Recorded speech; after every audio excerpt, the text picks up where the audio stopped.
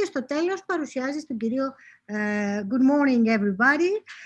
We are now live. We are on our second day of our international conference on tourism management. I believe we had a very fruitful day, wouldn't you agree, Professor Fotiadis and Professor Christou? Wouldn't you agree that we had a very fruitful first day? Yes, I think that the first day was amazing. We had very nice reviews so far from the delegates. Everything moved smoothly. The keynotes and the panel discussion was amazing. I think that the speakers told us was an optimistic view of the future, which is, I think that it was a great result for us. And maybe the best message, Anesti, maybe the best message that we've got a future. We are not supposed to be pessimists. Everything is going to be just fine. Yes, I think that Vangelis. Good morning, good morning. Good morning. Maria, kalimera. Έτοιμοι. What? We are live, Professor Christou. What do you think? Well, it's very interesting. I wonder what our delegates think about the first day. We keep receiving very interesting messages. People seem to be rather excited, but well, let's see how today goes. We've got some really impressive keynote presentations. We've got some challenging parallel sessions. Let's see how it goes. We aim to please, as Professor Dimitris Bouchalis says. I'm not sure if Professor can hear us, but what we've already started the second day. For those of you who, good morning, Professor Bouchalis, good morning. We've already started our first day. We had a different order today. We started with parallel sessions. It was pretty amazing this morning. We kept receiving good mornings from Hong Kong, from Bolzano, from Chios, from what was the other country? I think it was Spain. It's amazing, even though we are not all together, it's amazing how we can all communicate. Anyway, even virtually, we can communicate, we can greet everybody, good morning. So tomorrow, yesterday, we finished our main session with a journey. We traveled to Western Greece. And tomorrow, we are going to start our main session with a journey again. I promised on the first day that even though we are not live, we will bring locations to you. So yesterday we presented a region of Western Greece. Today we have Thessaloniki. We have with us Effie Aslanidou, who worked pretty hard on the destinations. Effie, we had a slight change in our program yesterday, right? With our destinations. Yes, that's true. Good morning to everyone. This is the second day, the second session of presentation of destinations. And as Mrs. Hadjigeorgiou already told us, we will visit, we will travel all together to a wonderful destination, to a place that everyone should visit at least once at his lifetime, Thessaloniki, of course. So we will start. Just a tiny question. Yesterday we were supposed to present Northern Aegean as well, but there was a slight problem with the representatives. Presentation. We chose not to show the video since we didn't have the representative, because we thought it would be fair to have her with us. Has it been a change in the program of the destinations? Are we going to have Northern Aegean with us? Of course we will. Yes, there was a slight issue about it, but the change is already done. And tomorrow morning at 11 o'clock, the islands of North Aegean will be with us, or we will travel to them. All right, perfect. Thank you so much. So how do we begin? We need to present the representative, and we are all ears. Yes, I'm very happy to present you Mrs. Maria Poulouktsy, the Operations Manager of Thessaloniki Tourism Organization. Welcome, Mrs. Poulouktsy. Thank you very much. It's really a great honor to present the destination in such a high-level conference. Thank you very much for giving us the chance. It's also the headquarters of our university, Thessaloniki International Hellenic University. The main body of the university is located in Thessaloniki. So we are more than excited to have you here with us, Mrs. Poulouktsy. We should also take into account that Thessaloniki is one of the very few, if the only, perhaps, cities and regions in Greece that has a true DMO, but with the definition of a destination manager organization. With great cooperations with the university. How would you like to begin, Mrs. Poulouktsy? Would you like me to start broadcasting There your is a video that we created a few days ago, well, actually a month ago, and do you mind if we share it with you? Of course. Okay, let's go on.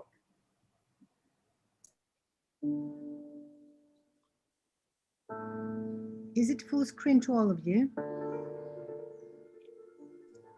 Yes.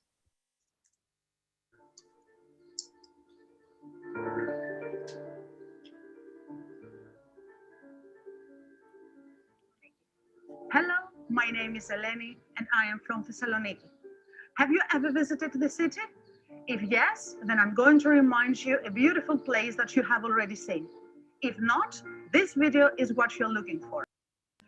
Well, Thessaloniki is in northern Greece and is the second largest city after Athens.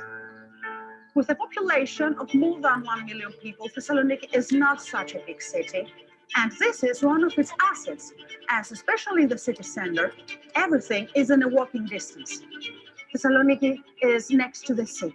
It has one of the most beautiful promenades in Europe, 5 kilometers long, ideal for walking, running, biking, or just enjoying the refreshing sea breeze. At the same time, being one of the most historic cities worldwide with an uninterrupted history of 23 centuries and with 15 UNESCO sites, Thessaloniki has so many stories to tell. Okay, I know that not all of you have heard about the city, but I'm sure that you all know this man, Alexander the Great, the famous ancient Greek Macedonian king, creating a huge empire. He is presented here victorious, along with his horse Bucephalus. Alexander was born in Pella in 356 BC. Pella is an ancient city that is today about 40 minutes by car from Thessaloniki. So he was born in another city, and why his statue is standing here? Because he is guarding and protecting his sister, Thessaloniki. Yes, the city was named after Alexander's sister and was founded by her husband, Cassander, who was the successor to the Macedonian throne after Alexander's death. If you're interested in learning more stories about the ancient Macedonian Game of Thrones, you should come and visit northern Greece to see the ancient cities where the famous Macedonian kings were born, ruled, and worshipped their gods, like Pella, the birthplace of Alexander, Dion, the religious center in the foothills of Mount Olympus, and Vergina, the place where the tomb of Alexander's father, Philip II, was unearthed, unlooted, giving us the opportunity to admire the amazing gold objects of the ancient Macedonians. It was in the 2nd century BC when the city was conquered by the Romans, who came from the west and created a powerful empire that dominated the Mediterranean world for many centuries. During the Roman period, Thessaloniki thrived and evolved into a very rich city, exploiting its strategic location as it was a crossroads of many sea and land routes.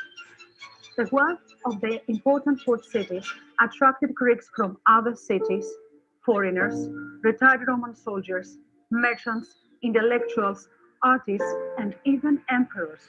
Particularly in the late 3rd century AD, the Roman Emperor Galerius chose Thessaloniki as his city.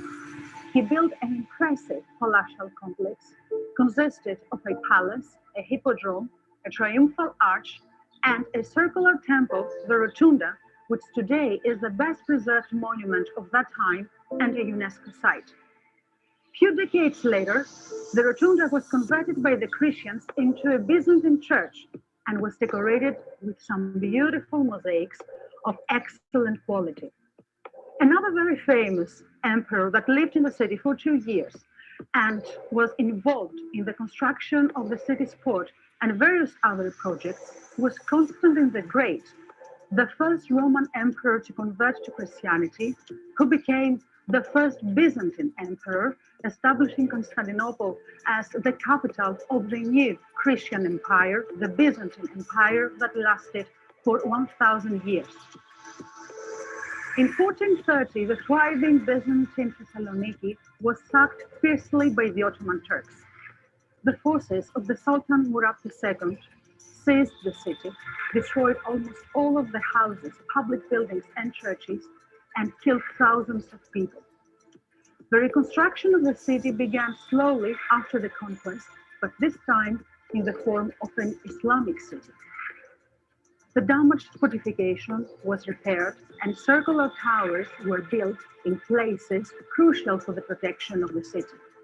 One of them, the White Tower, which was used originally as a defensive tower, sometime it was converted into a prison. As people were executed there, the locals called it the Tower of Blood. In the late 19th century, the prison was transferred to another place in Epirus or Getikule in the upper town, and the tower was painted white, casting off its bloody past, acquiring its current name. Nowadays, the White Tower is the symbol of Thessaloniki, a landmark monument, but it's not white anymore. One of the most beautiful districts to visit in Thessaloniki is the Old Upper Town, or Anopolis in Greek. It is characterized by its traditional picturesque two-storied houses painted in pale colors with flowers in their balconies, standing along narrow cobble streets. A walk in the Upper Town should begin from the Trigonion Tower, another circular Ottoman tower, a spot that offers a great panoramic view over the city. Surrounded by the Byzantine walls, you may go uphill to visit the Epirus or Getikule, the Byzantine castle that was the prison of Thessaloniki from the late 19th century till 1989, infamous due to the executions and the wretched conditions of imprisonment.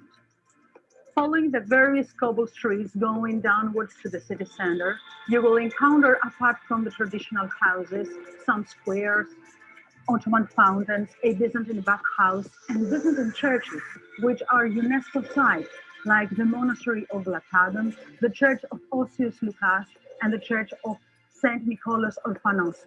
You will meet also some friendly and hospitable locals to chat with. The Christian religion was introduced to the Thessalonians by Paul the Apostle in around 50 AD. He also addressed to them two of his epistles, the first and the second to the Thessalonians, showing the important role this first local Christian community played in the establishment of Christianity. And indeed, in the following centuries, Thessaloniki became a Christian center, second only to Constantinople during the Byzantine period, while many Christians from other countries visited the city in order to pray in the numerous churches scattered around the city, and especially in the church of Saint Demetrius, the patron saint of Thessaloniki. Demetrius was a Christian martyr who was executed by the orders of the Roman Emperor Galerius because he was baptized Christian. Ever since has been a healing saint, performing many miracles, healing people, and even protecting the city from the enemies. Hence, he is the most beloved saint of the Thessalonians. A church was constructed at the location of his martyrdom and his tomb, the largest church of the city and one of the oldest, which today still stands and operates as a Greek Orthodox church, a UNESCO World Heritage Site, and the most visited monument of Thessaloniki. Hundreds of Orthodox Christians visit the city every year to pray in the Church of St. Demetrius, to see his tomb, and to get the famous myrrh and holy water with therapeutic properties. Do not miss this chance. There are many reasons for someone to visit Thessaloniki. Its history, monuments, Byzantine churches, but one of the most important is definitely its cuisine. Thessaloniki has been characterized as the gastronomic capital of Greece. Recipes of people of various backgrounds that have lived in the city for longer or shorter time were mixed with the local ones, creating a very interesting combination of flavors. A walk in the Kapani market in the city center gives you a sense of the old bazaars where fresh fruit, vegetables, meat, fish, cheese of excellent quality can be found, while the vendors, using their loud voices, are trying to attract clients. The taste of kuluri, the bread ring with sesame seeds. Bugatsa, made of filo pastry filled with cream, sprinkled with cinnamon and powdered sugar. A bite of a savory Greek feta cheese. Green and black olives. And a great variety of desserts are not to be missed. Thessaloniki is a charming and laid-back city, providing visitors with many options for authentic, like local experiences. A coffee in one of the many cafes along the seafront, enjoying the view of the Mount Olympus and the sea. Shopping at Tsimiski Street, a stroll around Aristotle Square, having a spinach pie or an ice cream, and a nice lunch with friends in one of the restaurants of the city are must. Do not forget the vibrant nightlife, with many bars, clubs, and venues with live music, with people dancing and singing till late. But what makes Thessaloniki very special is its positive vibe, which comes mainly from its people. Open-hearted, extremely social by nature, and with great energy. And believe me, if you come once in the city, you will definitely want to come back. See you in Thessaloniki soon.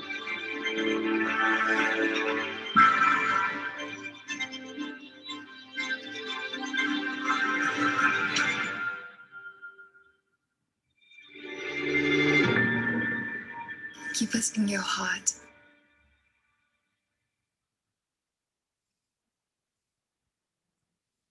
And if you're looking for an escape from the city to get closer to Greek nature, here are some of Thessaloniki's surroundings, about 30 minutes from its center.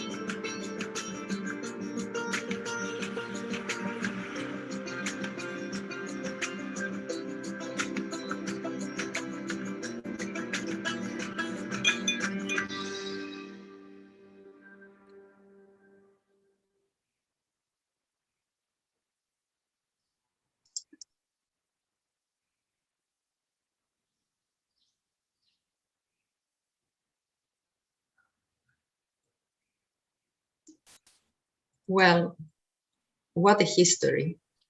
Our And history. this is Thessaloniki. This is Thessaloniki. The city by the Aegean Sea, a city of an uninterrupted 2,300 year It's a long history, a melting pot, as we say, of culture. It's a city to relax. It's a city to have fun. It's the city of cordial meetings and fruitful events. We are very proud. We are all very proud, and we enjoyed this precise, detailed presentation. We already have a few questions, so I would like to pose one. Could you please tell us, Mrs. Pouloukti, what is the greatest challenge for Thessaloniki's tourism in the post-COVID-19 era? And what is the first step to address it? Excellent. Okay, well, the recovery of Greek tourism in general depends on the course of vaccinations on a European level, as well as the bilateral agreements that Greece signs with other countries. In 2021, our tourism industry must achieve 50% of 2019 revenues. This is something that Thessaloniki can achieve.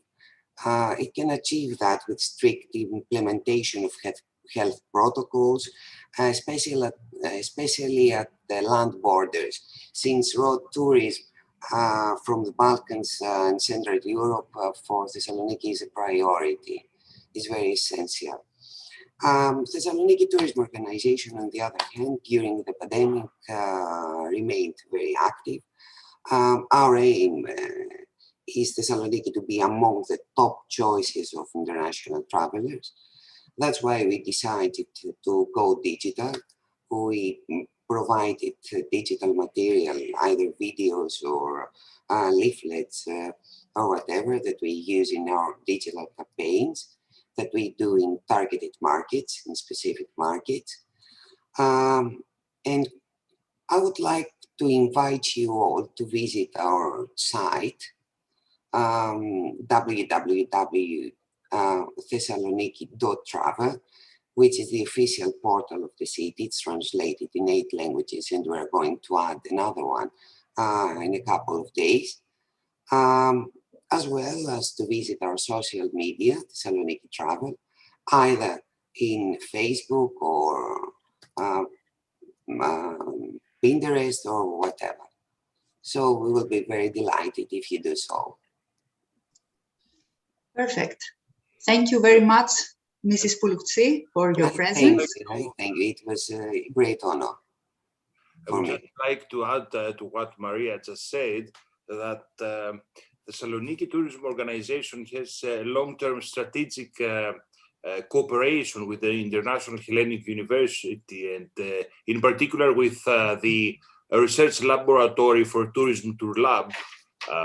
We've been developing together lots of surveys, primary research, and an overall strategic plan for Thessaloniki as a destination, targeting at specific market groups.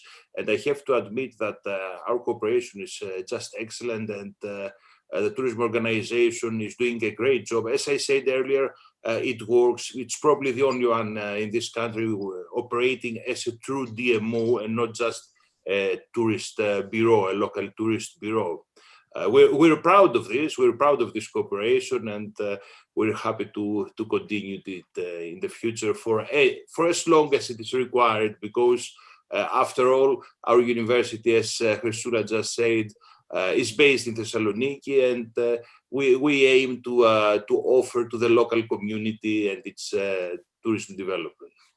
And let me please add to that we've already organized conferences in Thessaloniki because we want to support the city that supports us. So, so far we've been trying to organize as many conferences as we can. But hopefully we will do that live within the next couple of years. And even though now we are virtual, we believe that we are in Thessaloniki. So this conference is Thessaloniki again. So thank you very much for being here with us. Effie, what's coming next? Your microphone, Effie. Sorry for that. The first session is over, so we'd like to go to Mr. Fotiadis. Right. Oh, Good. thank you very much. First of all, although I am from Katerini, which is really close to Thessaloniki, I saw some things in the video that I think is very interesting. Very interesting things that we saw in the video. So I think that now that we will be free to fly, if things go well, from Abu Dhabi, because I'm here in Zayed University at the moment in my office. I hope that when we will be back, we will have the opportunity to be on some of the things we saw in the video, which look very interesting. It's good that we saw the video. I think that we can move a little bit further with making a discussion about what happened yesterday with Chrysula and Evangelos. So, Evangelo? Yes. Well, I think that yesterday was a marathon day, as it appeared to be. We had 7.5 hours of non-stop continued keynote speeches, panel discussions. We had some very impressive presentations, both from keynote speakers and from panels, from the executive panel discussion. By the way, I would just like to remind you that yesterday we had a keynote speech by Sarah Dolnikar titled How COVID-19 is Changing Peer-to-Peer Accommodation. Professor Dolnikar discussed the development of peer-to-peer accommodation and Airbnb till now, the challenges faced due to COVID-19, and also explored the potentially new business model that such businesses might adopt in the future in the post-19 COVID era. Also emphasized the fact that in the past, Airbnb and peer-to-peer accommodation used to be something that it was sort of an informal host-guest relationship, people living at homes of other people, feeling more cozy. But nowadays, especially during the last decade, it started changing up to a great extent. And now we've got sort of companies or people buying lots of homes, lots of flats, lots of houses, and selling them through Airbnb and other platforms of peer-to-peer accommodation, and actually operating as companies, as organized businesses, and not they do not adopt the traditional peer-to-peer accommodation, or the traditional host-guest relationship. I mean, they operate almost like chains, and this imposes a very interesting challenge for the future of peer-to-peer accommodation.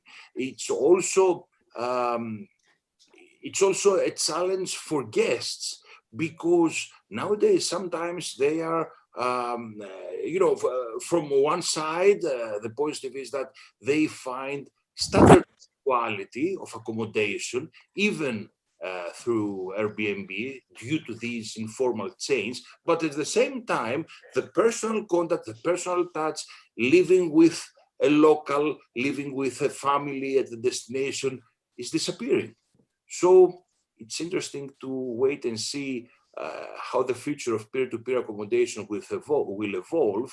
And also at the same time, this, as Professor Dolnikar also emphasized yesterday, this is a huge and extremely interesting area for future research. So academics, researchers listening to this, please put some emphasis on researching the impact and the behavior of consumers, of guests, due to the development of these informal, not hotel, but let's say local accommodation chains through peer-to-peer platforms like Airbnb. would be very interesting to see also, Evangelos, if we will have a type of cartel, you know, somebody buying all the possible Airbnb houses in a rural area, for example, and then they can manipulate the prices. It's very interesting. I think that there is a lot of space for very interesting research there. Yes. That we saw domestic tourism to develop rapidly in China, and I'm wondering if this will be a social pattern from now on, because I'm a person that I'm living abroad and I don't travel to, I start now to travel to Greece, but when I was in Greece, I wasn't traveling. So maybe now there will be a new era where people will travel more domestically and hotels will appreciate more the locals, because in the past, the locals complain that the prices are higher for us or things like that. So I think that is very interesting to see what will happen in the future. And as you mentioned cartels, local cartels, I mean, you know, you reminded me the case of tour operators back in the 90s in Mediterranean summer destinations mostly, where they were actually sort of buying accommodation at small locations, small destinations in Greece, in Spain, in Portugal, and they were actually developing a cartel. I mean, up to an extent, this new development of consolidated accommodation chains, sort of through Airbnb, reminds me of that type of cartel of the 90s. But I think that it's now time for you, Anestis, to present our distinguished first keynote speaker from today, coming from down under, Ian Yeoman. So, Anestis. Yes, thank you very much, Ian, for being with us. I know that it's a difficult time from time point of view there. So today we have Dr. Ian Yeoman. He is an advocate for the future of tourism. He's an associate professor at Wellington School of Business and Government in New Zealand, and he holds a visiting professorship roles at the European Tourism Future Institute in Netherlands and Ulster University in United Kingdom. All of that, he is co-editor of the Journal of Tourism Futures and serious editor of Channel View's Future of Tourism book series. He is author and editor of over 20 books, including the forthcoming Science Fiction, Disruption and Tourism, which is the basis of his keynote today. Ian has a PhD from Edinburgh, Napier University, and prior to moving to New Zealand in 2008, he was the scenario planner at Visit Scotland, leading on many projects, including 9/11 visions, pandemics, and tourist trends. His title for today is "What is the role of science fiction in tourism research, theories, disruption, archetypes, and the future?" The floor is yours, Ian. Kia ora, welcome from New Zealand. I'm just going to share my screen with you, so that will take about 30 seconds. And in terms of doing that,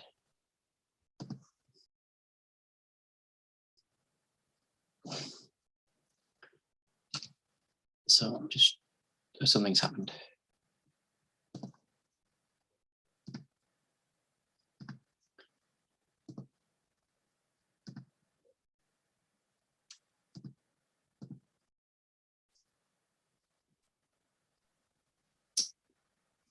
May I just add that Ian is the futurologist in tourism. He has invested heavily in scenario planning and therefore sort of predicting the future. And in these difficult and challenging days that we're experiencing now, we're really looking forward for his keynote speech. Ian, please. Right. Kia ora. Can you please confirm that you can see the screen? Yeah, perfect. Okay, so what I'm going to talk about today is the role of science fiction. And I think this presentation is very eminent and very much right for the moment, given the situation of COVID-19 and all of the uncertainties, reimagination that's happening in the world. So I'm an advocate of science fiction. So I'm trying to find an avenue or a platform for what science fiction is and how it can make a contribution to trying to solve some of the problems of the world, but also trying to take tourism research from an academic perspective down this avenue. So I'm going to start. So I'll start off with, I don't know if anybody's seen the book, The Eyes of Darkness. The Eyes of Darkness is a book that many people at the beginning of COVID-19 put forward as a predictor of COVID-19, because right at the center of the book is a disease called, an influenza called Wuhan 400. And it's basically that influenza that goes on to destroy the world. But Wuhan 400 is a lot more destructive than COVID-19 because fundamentally everybody dies. There's no cure. And very much if you look at what science fiction is, you know, for the last 10, 20 years, we've had a whole series of films like Outbreak, the Andromeda Strain, Contagion, that have all advocated a pandemic, a COVID-19, a SARS-2. They've taken it to an extreme world. And because if you look at the title, what is science fiction? It's basically a fiction or a story coming from somewhere, and it has its essence in science and in technology. So, and to me, it has resonance. You know, when I was the scenario planner at Visit Scotland, I published a paper way back in 2006, which basically has replicated what the story of COVID-19 is today.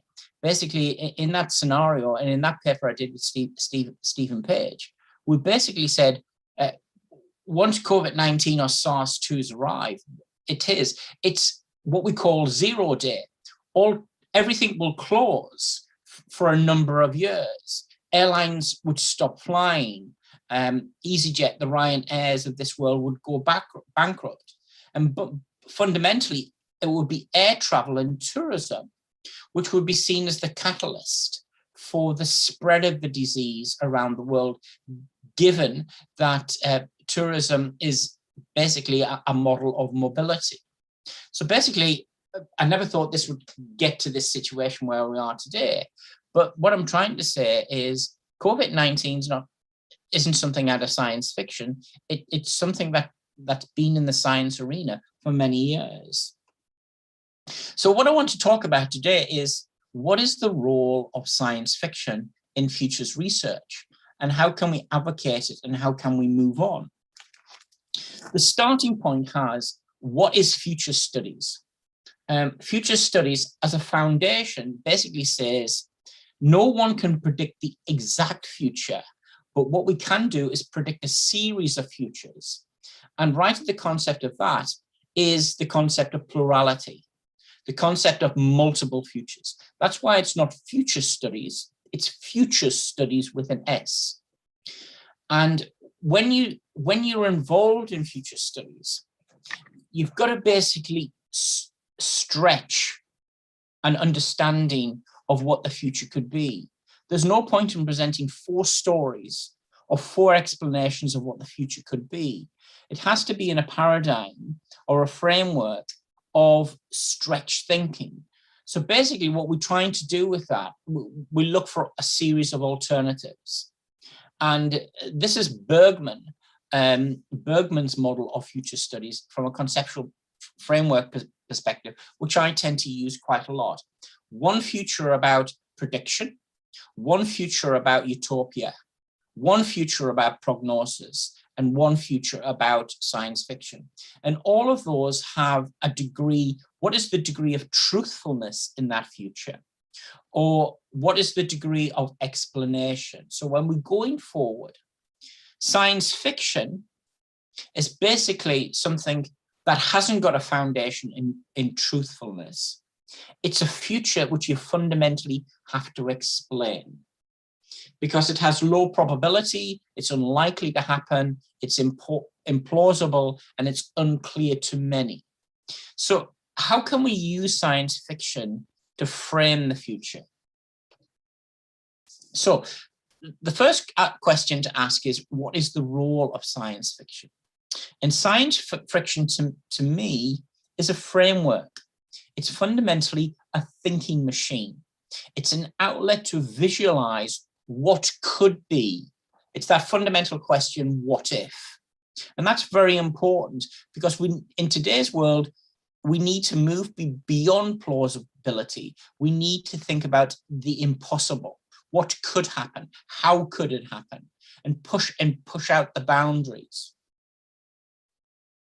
So that's what's happening today. We're in a world where many destinations are talking about what will the future of tourism look like post-COVID-19. And a lot of that's about reimagination. And reimagination comes from fiction, comes from telling stories. It's about visualizing the future. What is that world we want? Reimagination is that world of utopianism. The world we're trying to achieve through sustainability and regeneration of tourism. Science fiction is a very broad genre. It fundamentally comes from speculations about current science and technology. And science fiction is important given the world. I think tourism research is very much constrained by plausibility. It's got to be doable. It's got to be thinkable. But COVID-19 has taught us a lesson about research and about taking away some of the constraints of research and how we present things. Because going forward, the world is still full of COVID-19. There's still so much uncertainty because we don't know when COVID-19 is going to end, how it will come back, and what the consequences are. Because what is COVID-19 going to be? Is this going to be the new norm? There's so many uncertainties at the moment. Science fiction is a really good genre or paradigm for tourism research.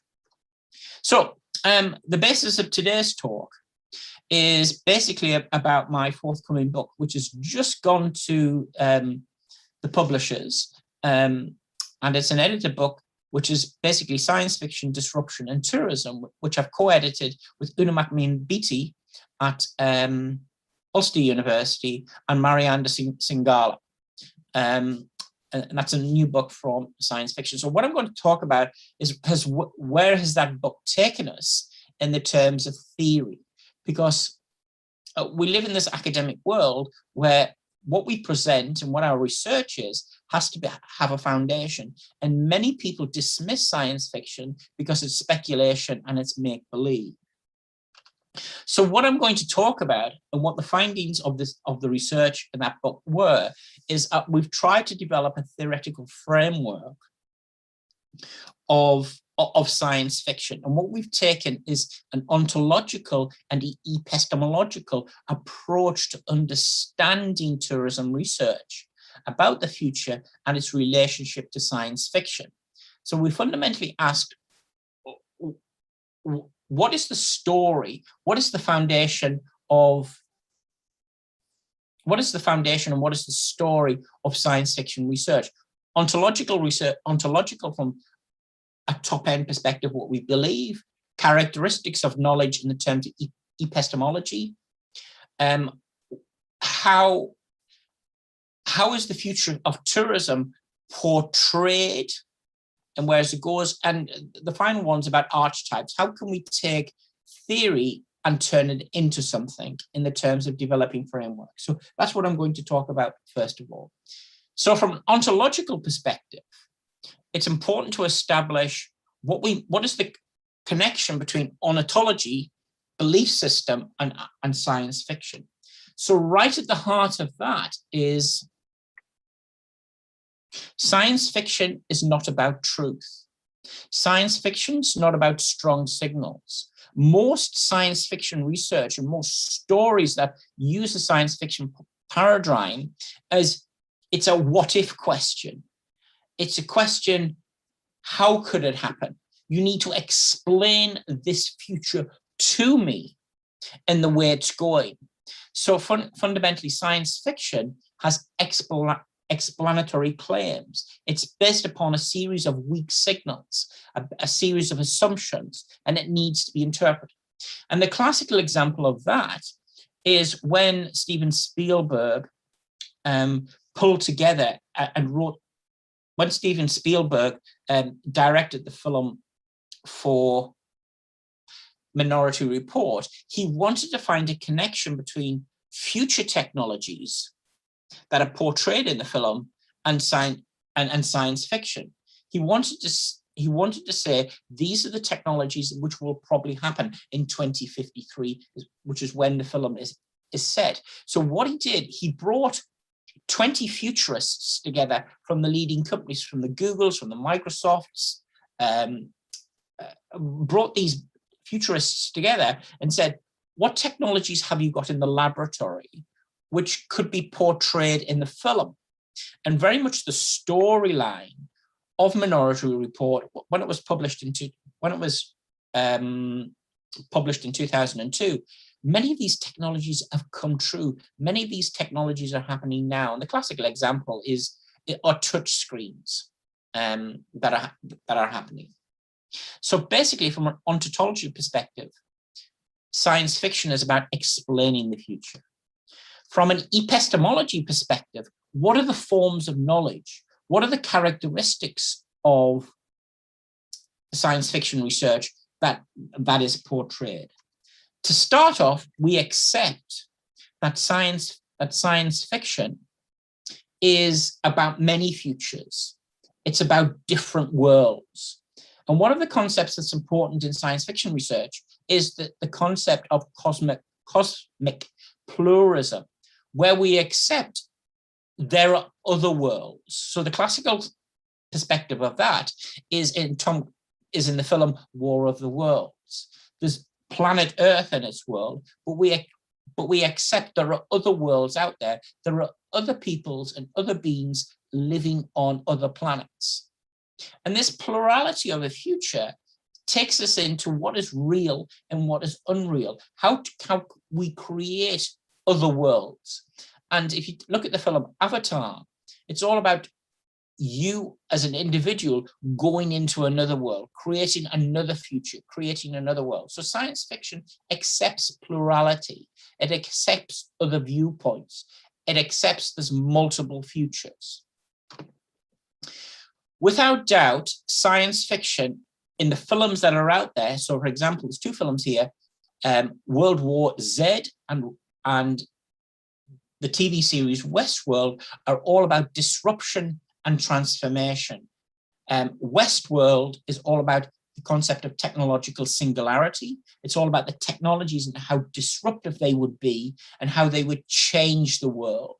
Whereas World War Z is about disruption. World War Z is about COVID-19, but what the disease does to you, it turns you into a zombie. So science fiction research and science fiction story are very disruptive, but also very about transformation. Okay, what else is science fiction about? Well, it's all about what is authenticity. And this is about the hyper-reality of authenticity. We accept what is the future.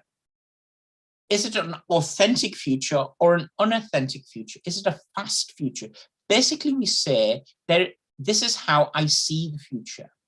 This is truth to me.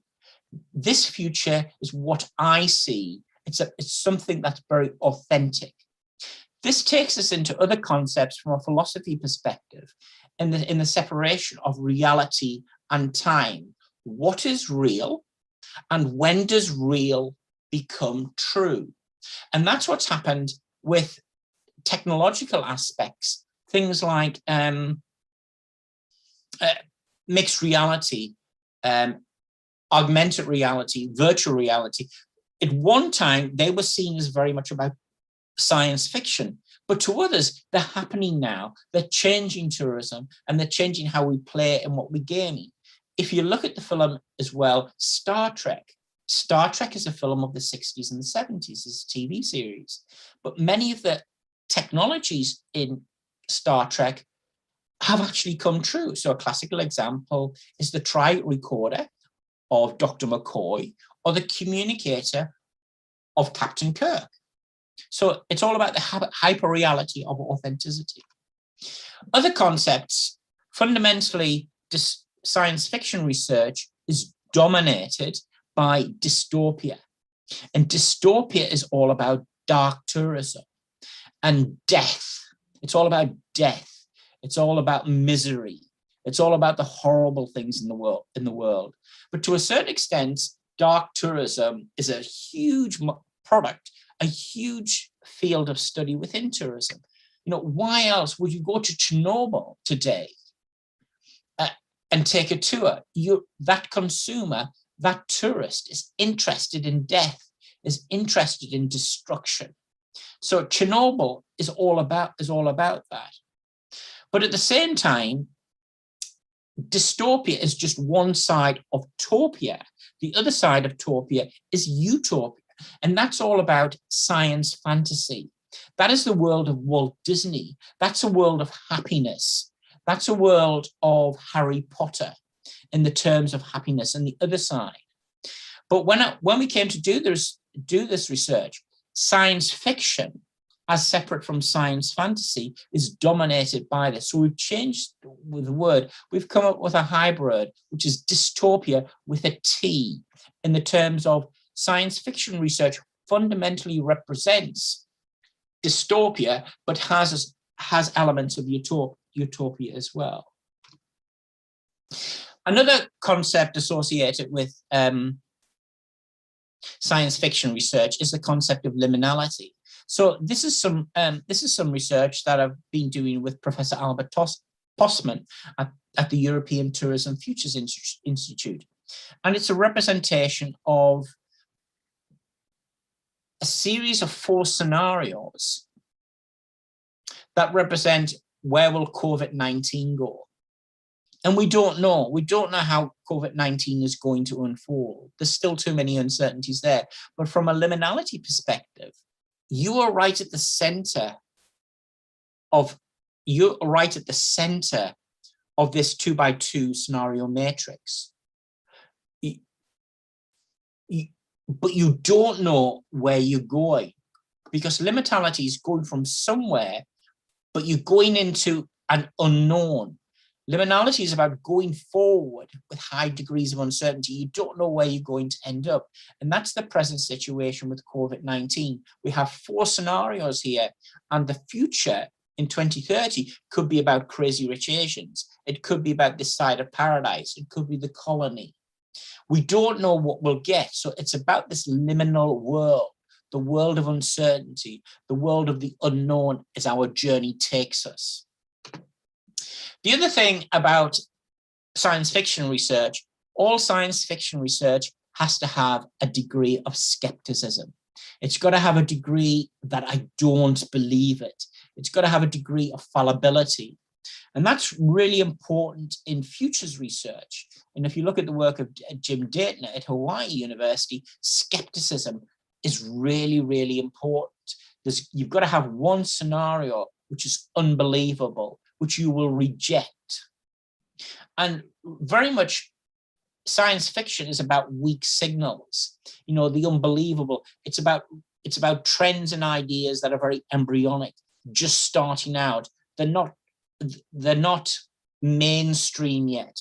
It's technologies that hasn't been invented yet in the terms of that. The other thing about science fiction is a narrative. It's a story. And futures work is all about telling a story. Scenario planning is a series of different stories. And at the moment, we're living in a world where destinations are trying to create stories of the future, of what their destination should be. So, and a lot of this, in the terms of this narrative, we can get into, it's all about co-creation. We can co-create the future together. It's the world of constructivism. So they were the forms of knowledge we associate with science fiction research. The next part is how is the future portrayed? How is the future portrayed in tourism? What are the dominant stories that dominate the research agendas? What are the dominant stories that have resonance with political leaders? So there's probably 3 themes at the moment where we talk about the future. So I'm going to play you a little video from Westworld, from the original series. We have you on grid 5. Notify ground. We will soon be landing at the ultimate resort, where you can live out your every fantasy. Each resort is maintained by reliable computer technology and people by lifelike robot men and women. Desire ends in satisfaction, and all in a controlled environment.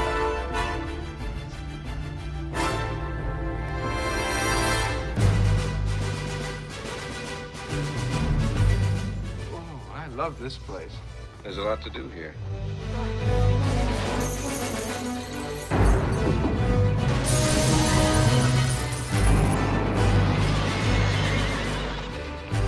The guns they give you are real guns? This place is really fun. It's his last day in the resort. Let's make it a Lulu. You'll have to switch. Fellas new in town? Maybe. Okay. Losing a little tolerance. Bring me up.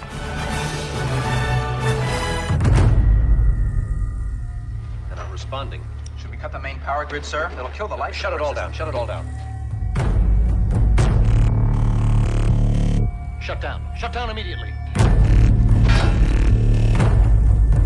We have no control over the robots at all.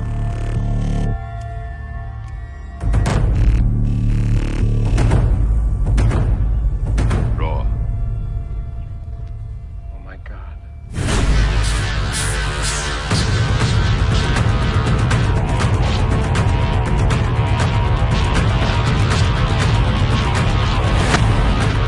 Everything's broken down. The machines have gone crazy. There's one chasing me now. What can... So there's many things in that film in the terms of Westworld. Basically, the concept of singularity is very important in technology research, in the terms of singularity is the concept where the processing power of the computer is better than the brain. It's basically the world of iRobot. And it's not that the robots are going to take over the world that are portrayed in Westworld. It's all of the concepts and all of the technologies that go into the robot. Things like facial recognition systems, augmented reality, and a whole range of different things. The other concepts that's portrayed heavily in science fiction research, and here's the film The Day After Tomorrow, is probably climate change and sustainability. And if you read the film, if you've seen the film The Day After Tomorrow, it's all about an extreme future. It's all about what happens if it all goes wrong? What are the consequences for us? It over-dramatizes the consequences, the impacts. It takes it to its limit, to a world that we don't want to live in. And it's a wake-up message that, do you really want this?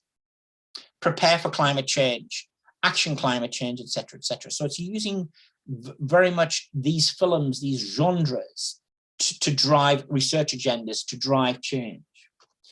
And without doubt, the other thing that's portrayed heavily in tourism at the moment is COVID-19 and pandemics.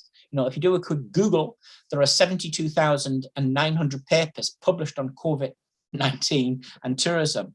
I wouldn't like to be that PhD student who is told by his supervisor, please go away and appraise all of the papers on COVID-19 and tourism. Absolutely impossible.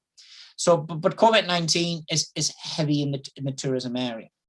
So what next? How do you take this theory of tourism and do it a different, and use it as a framework for your research?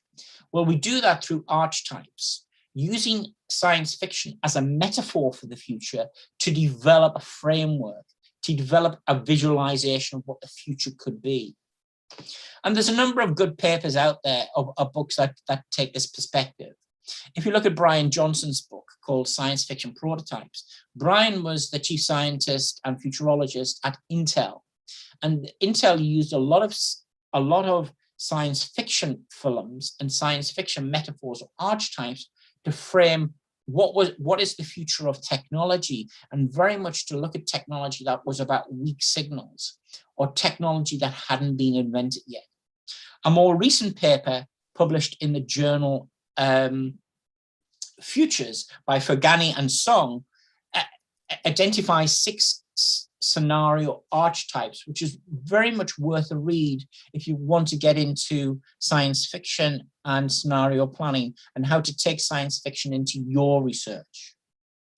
A couple of the archetypes that we're working with at the moment include waste worlds. Waste worlds is based upon the world of Mad Max, and it's basically about that Westworld theme, that day after tomorrow theme, about a catastrophic event or a phenomena that brings about substantial transformation on a global change. So it's taking climate change to its worst. It's taking society and how we live on the land, how tourists are destructive and what they would do. Another one is what I call the metaphor around transformation. And here I use the example of an episode from Star Trek called This Side of Paradise, which is about utopia. And this is about design. This is very much based on design thinking, taking this metaphor and trying to regenerate tourism, trying to transform tourism. Anyway, if you think of science fiction in films, there are many more archetypes. There's probably about 5 or 6 I could talk about, but I'm running out of time. So what my presentation is about has been about this framework, an ontological belief, I've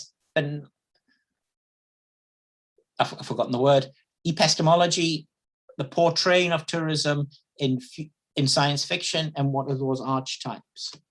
And if you want to know more, please buy the book for your library or use it as your nighttime reading. And that book will be out in November or December later this year. And if you want to contact me, that's my email address. So that's my little number. Thank you very much, Ian. Very, very, very interesting presentation. I was happy to see my name when you have the search for the COVID papers in one of the results. It's very interesting. Of course, we have several questions for you because everybody would like to know about the future. One of them is that they say what tourism was considered as bringing people together and help on poor countries. Now, because of COVID, do you consider as a futurist that this is not the case anymore? Well, there's a question here. Well, there's 2 things here. If you look at the trends in communication and how much we talk to each other and how much we communicate with each other, if I take tourism out of the equation, you speak to your grandchildren 3 times as much as 3 times as much as your grandparents did to their grandchildren. You do that for one reason, because we live in a world of Zoom, Skype, and FaceTime and all of that type of thing. So communication is a lot more easier today. So the world is smaller, and we're communicating a lot more with all of these technologies now.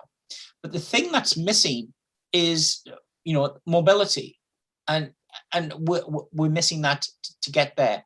COVID-19 is a temporal disruptor, and you will not be able to take away the impact.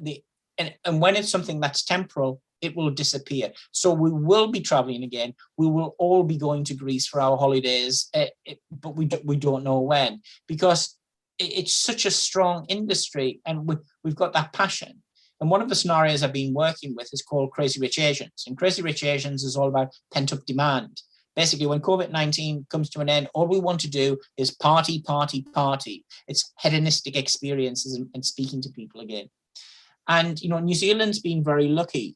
You know, we now have, for example, a bubble with Australia and a bubble with the Cook Islands. And all of the first visitors that have arrived from Australia into New Zealand and vice versa have all been about visiting friends and relatives. You know, we've wanted to reconnect with them. So don't worry, COVID-19 will disappear, and tourism will rebound. Evangelos?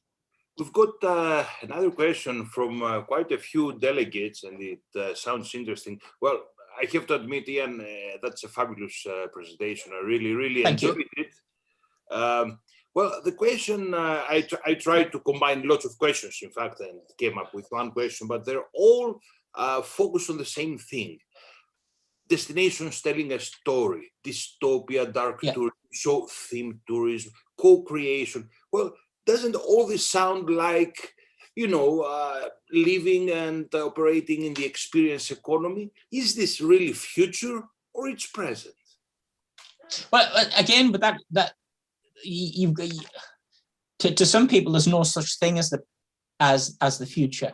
If you look at the theories of presentism, it's basically just one concept. You know, and my last book, which was I'll just hold it up.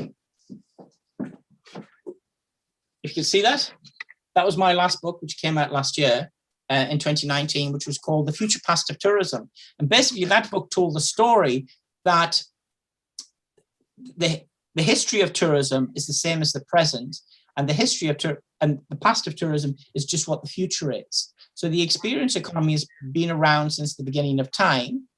The reasons why we go on holiday have been around since the beginning of time. We've had wars since the beginning of time, and all of these things will reoccur in the future.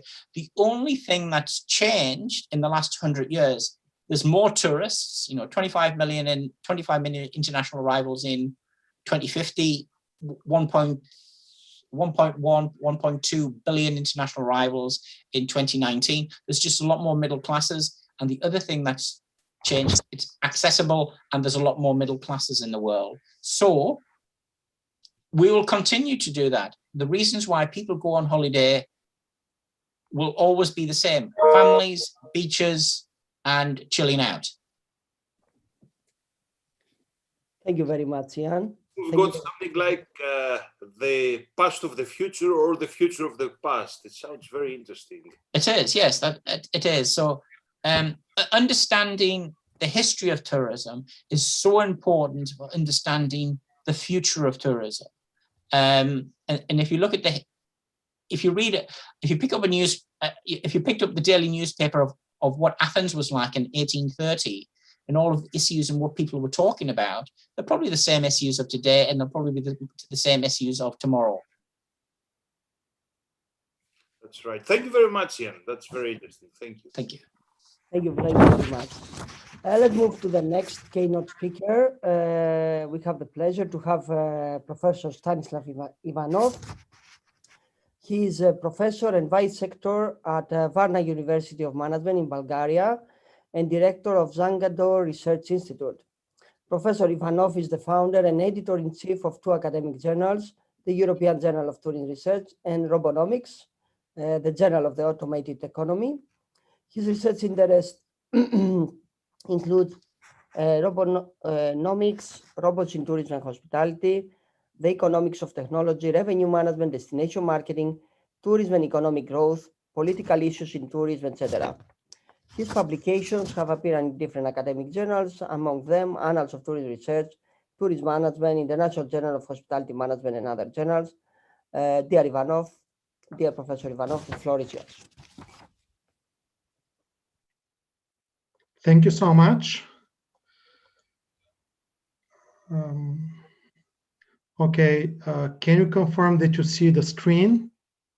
Yes, we can see it perfectly. Yeah, perfect. Okay, thank you so much for this invitation. It's a fantastic conference. I will talk about the role of automation technologies in shaping tourism and hospitality in the post-viral world. Jan Yeoman provided a fantastic background about the possible futures. And really, we don't know what the future will look like, but what we know is that technology will be definitely an important part of it. So I will focus only on one small fraction of the possible futures that Ian outlined. So I will talk a little bit about the current application of automation technologies in travel, tourism, and hospitality.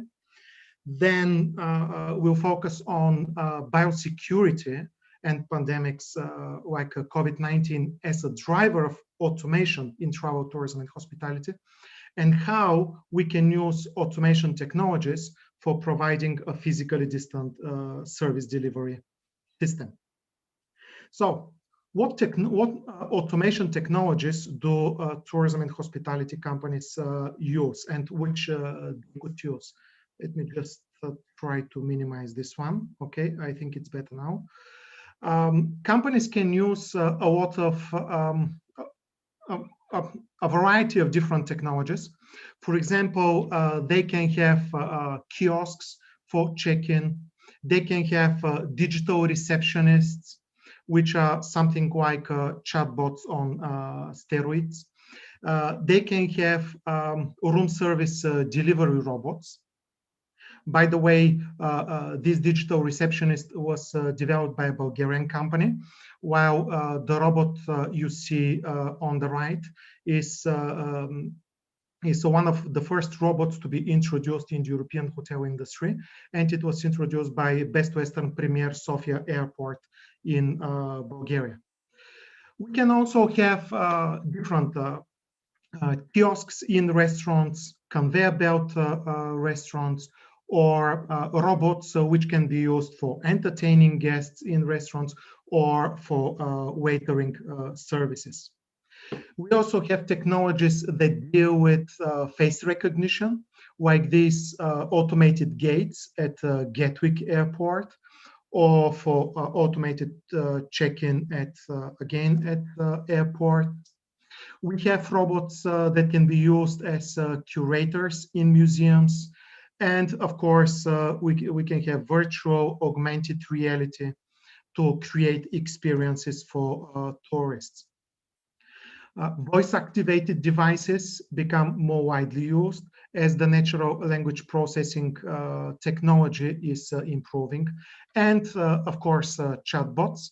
If you go to the Facebook page of some of the online travel agencies, try to complain there. Be sure that you'll be communicating to a chatbot. And but these chatbots, they're quite sophisticated already, and they can provide you with information about different hotels. And in case you decide to book, they will direct you to the website of the OTA. So these technologies, they have to be used intelligently. This figure comes from one fantastic article by East Tusidia in Annals of Tourism Research. And it shows the different technological products that can be used, like chatbots, digital personal assistant, autonomous vehicles, kiosks, etc. The technological solutions that stay behind this product, which users use, and of course the different activities and processes which these technologies can be implemented, like for booking facilitation, for inspiration, for transporting tourists, etc. I strongly recommend you this article. Now, focusing on something that has encapsulated a lot of research recently, as we saw with the tens of thousands of articles which Ian Yeoman showed in his previous presentation. So biosecurity was definitely a major driver of automation during the last year. And while before 2020, different people, researchers, were advocating for the digital transformation of companies, especially Dimitrios Bouchalis, but it wasn't the CEOs or the chief technology officers in companies that that were driving this this digitalization. It was largely the pandemic that forced companies to start utilizing these technologies. And definitely this trend will continue into the future if companies would, if their owners and managers would like the companies to survive. Usually, when we say COVID-19 and technology, we focus on health. Biosecurity is definitely stimulating the use of automation technologies through the mediation of health concerns. However, health is not the only area which is stimulating the use of automation technologies. The mediation effect can be through marketing, finance, legislation, or the labor market. So the relationship is much more complex and it's not limited to the health concerns. For example, we can use chatbots, mobile, wearable, implanted devices, wearable like this one, in order to collect data about a person's health. And of course, inform guests, employees that the environment is safe and other people around them are not likely to be infected. So we can have, of course, face masks, that's absolutely fine, but also we can have smart lenses, different sensors on teeth, different implanted devices, smartwatches, etc. These are fantastic technologies, but they raise one major concern, and this is privacy. Because in order to be useful, these devices, they have to collect data. And when someone is collecting data, then questions about the uses and misuses of this data are raised. So this will be one of the main concerns that would need to be solved. Of course, interoperability of the different devices, this is important. This is why the European Union is currently when the green certificates and mobile applications, when they will be implemented, they will be able to work with one another. But the privacy issues will remain. But while health concerns, they are fine. But we have other issues. For example, human resource management. We saw during the pandemic that many people lost their jobs. Here we talk about tens of millions, if not hundreds of millions of people, especially in tourism industry. So the question that raises is, will these employees will go back to the employers who laid them off previous year? Many people may prefer to work in another industry, so they will leave tourism and hospitality and they will go to work, let's say, in real estate, shopping malls, or elsewhere, or they will do some, they will requalify and do completely different things. And they will move to industries that are not so vulnerable to lockdowns. Also, immigrant workers, they may not be able to obtain work visas easily, or they may be subject to compulsory quarantine when they enter the country. What does this mean?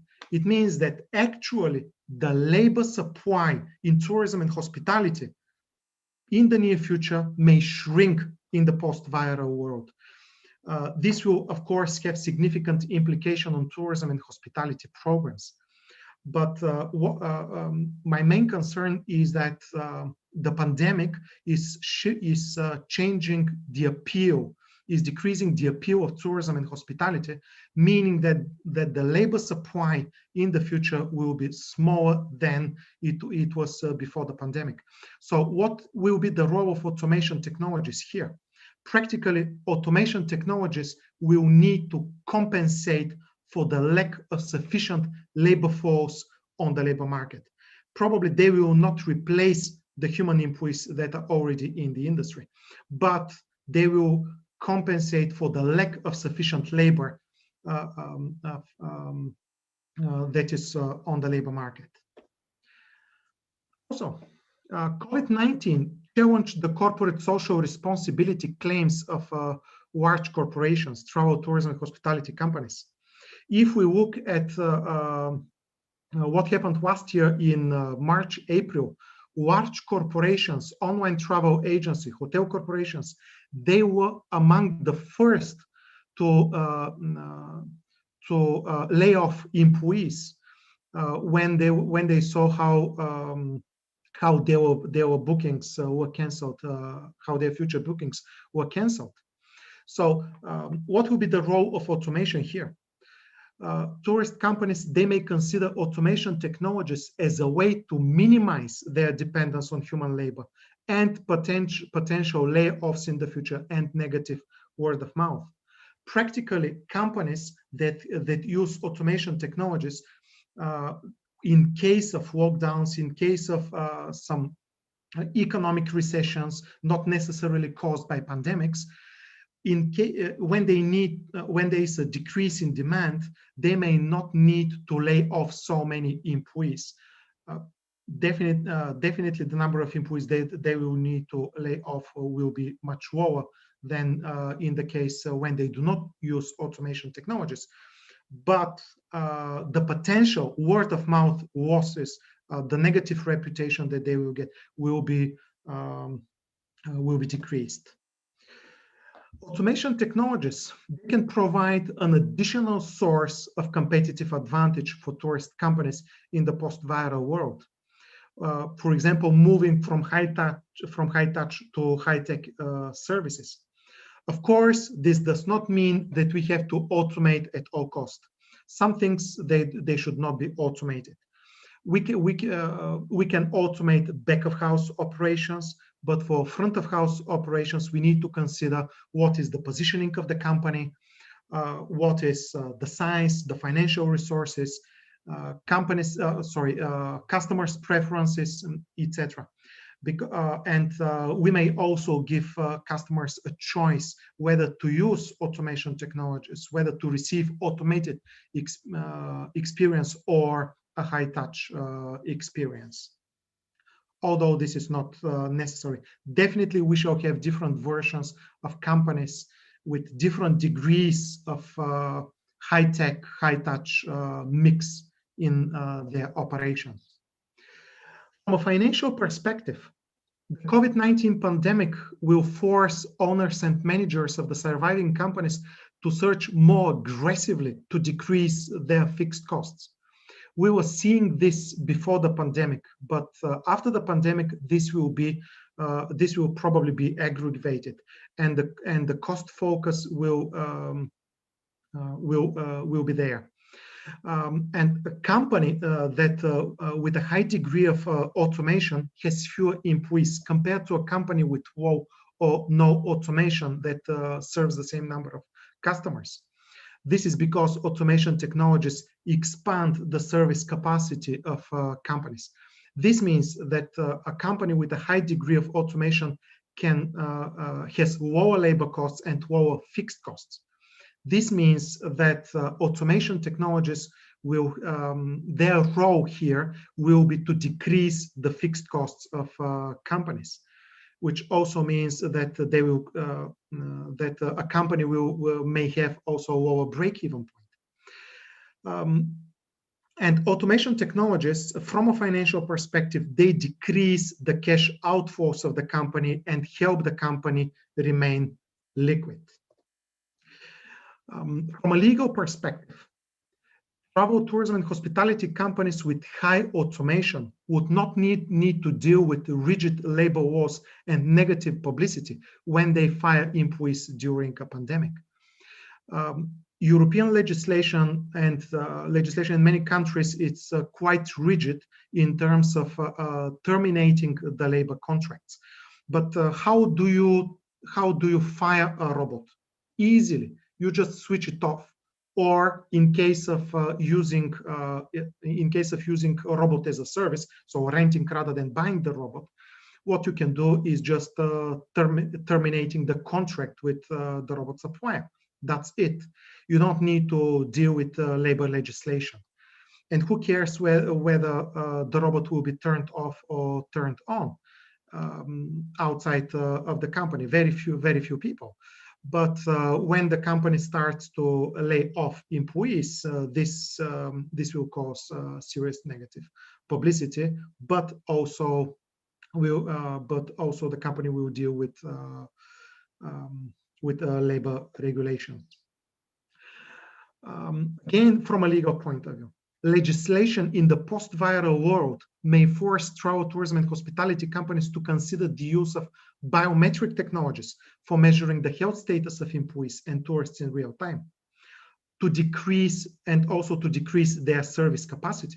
We already saw that legislation in nearly all countries in the world required tourist companies, when they reopened, to work at lower capacity, fewer seats in restaurants, fewer guests in hotels, fewer passengers in airplanes.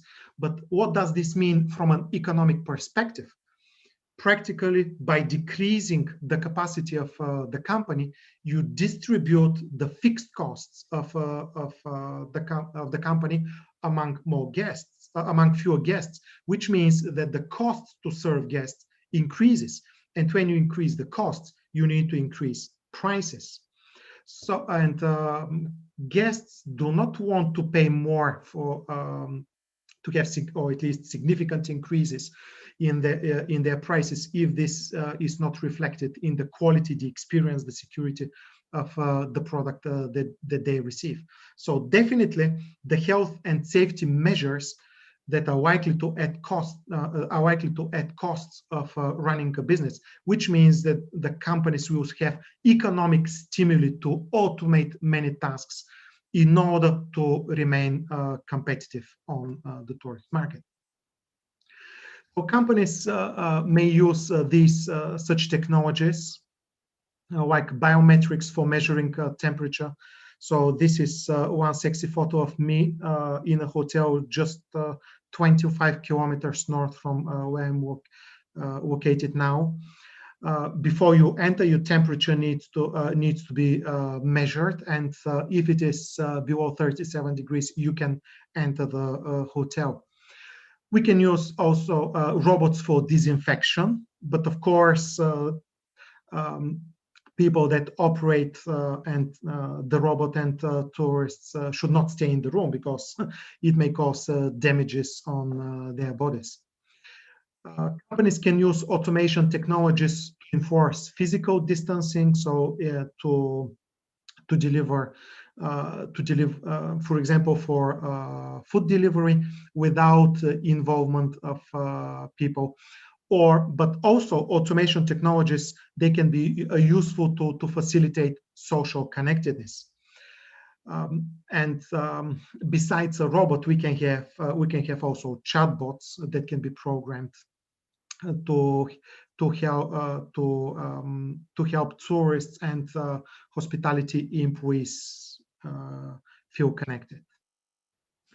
And in extreme cases, we can have avatar tourism, so that instead of tourists traveling to the destination, they connect to a robot that is located there, and they distantly explore the destination.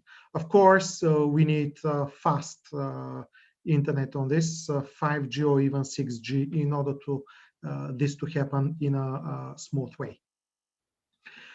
Finally, I would like to focus on using automation technologies for designing physically distant service delivery system. The next slides, they are based on these two articles published in Current Issues in Tourism and in International Journal of Hospitality Management. Fruxito and I developed one framework regarding the use of robots in our case, but this framework can easily be expanded by incorporating other automation technologies. A framework regarding using automation technologies in the post-viral world to deliver a physically distant service. It is at the core stands the demand, customers' expectations about the safety and security, about physically distant service, and of course, affordability, value for money, and the experience they can get from the service of the respective company. Once the company checks what customers want, it needs to implement a situational analysis and to see its resources, activities, relationships, which are the sources of its competitive advantage, by adopting the resource-based view, value chain analysis, and the stakeholders. Of course, PESTEL analysis is necessary because, as we saw, legislation and legislation may be a major driver for the adoption of specific technologies. Then the company needs to evaluate the different options, and once it decides that it will offer a physically distant service, it can focus on different options. On one extreme, we have the human-based service delivery system. On the other extreme, we have the robotic service delivery system, and in the middle, we have a mixed service delivery system with a human-robot collaboration. And each of these service delivery systems, they will appeal to different market segments. The human delivery system, there we don't have robots in the front of house operations. We have automation in the back of house, but not in the front of house operations. Of course, the different health precautions, they need to be followed. The advantage is that we have social interaction with human inputs, but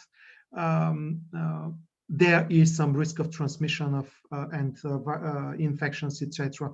Although we definitely before the COVID-19 pandemic, although this risk existed, people were not paying so much attention to this.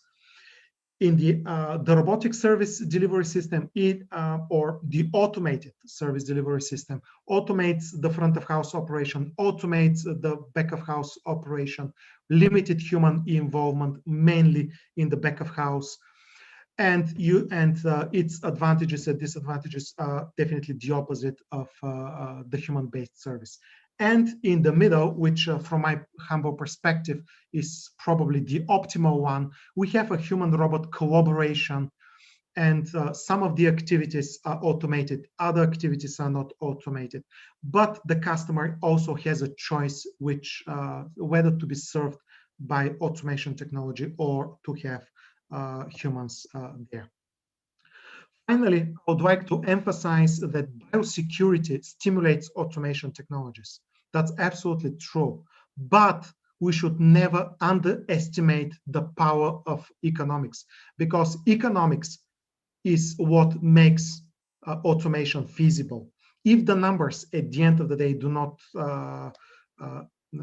add up, then tourist companies will not have stimuli to use automation technologies, regardless of their advantages. Finally, shameless self-promotion of the book on robots, artificial intelligence, and service automation in travel, tourism, and hospitality. If you want to learn more about this technology, this book is for you. This is the reaction of people when they read the book, and this is the reaction of robots when they scan through its content. They all get excited. Some references and further reading, and thank you so much for the attention, and I'm ready to answer all your questions. Thank you very much, Stanislav. I thought that the woman in the end, it's a robot, that you will end it like that, but it's okay. You saw the robot in the end. It's a human-robot collaboration at the end. Yes, very interesting presentation. I think that it's connected with Ian a lot. What was a fiction for futurists some years before, now it's a reality. So very interesting. We have a lot of questions, of course, because these kind of topics are hot at the moment. One of them is like, what is your opinion about the difference we notice in different countries? Some are moving much faster in technology. And do you think that because of that work automatization, like we see it in your presentation, will increase the gap between countries' development? Yeah, thank you so much, Anestis. This is a fantastic question. Definitely, we have different levels of development and also different stimuli in different countries to use automation. Biosecurity, this topic that I touched today, is a short-term and mid-term driver of automation, probably within the next 5 years. The major driver of automation is demography. This is why the tide in the distance, the tsunami in the distance, which we feel that it is there, but we don't accept that it is there. I've said many times that it is that demography is the main driver of automation because people in many countries do not reproduce enough. The population in many countries is increasing, but this is because of extended life expectancy, because people live longer, not because of more kids that are born. So in countries like Japan, China, South Korea, Hong Kong, Taiwan, South Korea, Singapore, this is in the Asia Pacific, the whole European Union, regardless of the country, including Greece, including Bulgaria. Italy is probably the worst case in the European Union, in US as well. We have number of children that are born, which are probably 25–30% less than necessary to keep the population stable. This means that all these countries, they are forced to use automation. That's why companies there, although these countries there, because there are not sufficient people to work, these companies, these countries, they have different levels of development, different GDP. So in China, the GDP is much per capita is much lower than in the European Union or in the US, but China is also pushing automation. And the reason is the demography. Of course, the gap will increase in technological development, that's inevitable, but this does not mean that this is necessarily bad for tourism. Technology is a tool. Technology is not a goal per se. It's not necessary to compulsory use automation just because Stan said this, or because it's fashionable, or because it's economically feasible. Some countries and companies, they may have even, they may focus on digital detox. They may say, okay, we will not use automation, we have high prices. With us, you have a completely different experience. Forget about automation. We'll focus only on high touch in front of house, back of house operations. So it's not necessary to use automation. Thank you. You're muted, Anestis. We don't hear you. So this is all very interesting. And yes. Evangelos, the floor is yours. Thank you very much, Stan. It was a great presentation. I hope we see more of that in the future. Thank you, Evcharisto. Thank you, Stan. Thank you very much. That was great. Thank you. Well, we've heard today about the future from Ian. We've heard about robots and technology from Stan. But what about marketing? What about going back to the core of tourism and hospitality, which is service?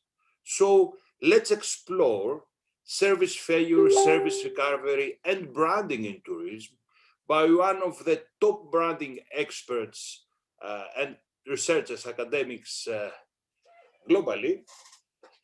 Our dear friend Cleopatra Veloutsou, which is Professor of Brand Management at the renowned Adam Smith Business School at the University of Glasgow in the United Kingdom. Cleopatra is a Professor of Brand Management at the University of Glasgow, a visiting professor at the University of Bari in Italy, the University of Bergamo, also in Italy, at the President University in Indonesia, at the Hellenic Open University here in Greece, and at the University of Coimbra in Portugal. She is also the head of the Marketing Research Unit of the Athens Institute of Education and Research in Greece. Her primary research interest is on brand management, and she has published over 50 articles in international refereed journals and presented over 100 papers in international academic conferences. She's the co-editor of the Journal of Product and Brand Management since 2014, and she's also the associate editor of the Journal of Business Research since 2019. She serves on the editorial board of various academic journals, and she has been heavily involved in the organization of many international academic conferences in marketing and especially in brand management. So let's explore branding with Cleopatra Veloutsou. The floor is yours. And since you are talking about me, I am somebody who decided to have a very difficult day by coming here and being with you, because I am just after two exceptional presenters who gave future interest and things that are exactly what your audience is asking for. And here I am coming from a different discipline,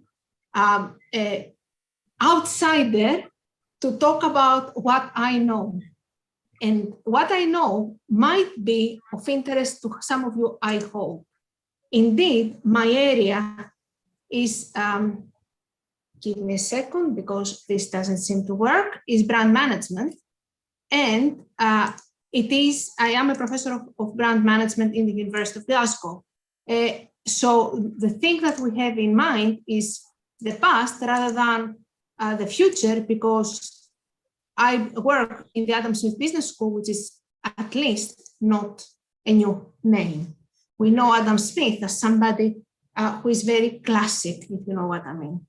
However, today I'm going to talk about future, and not future of marketing, but future in research and doing things that really will help research in tourism and services and branding and so on and so forth.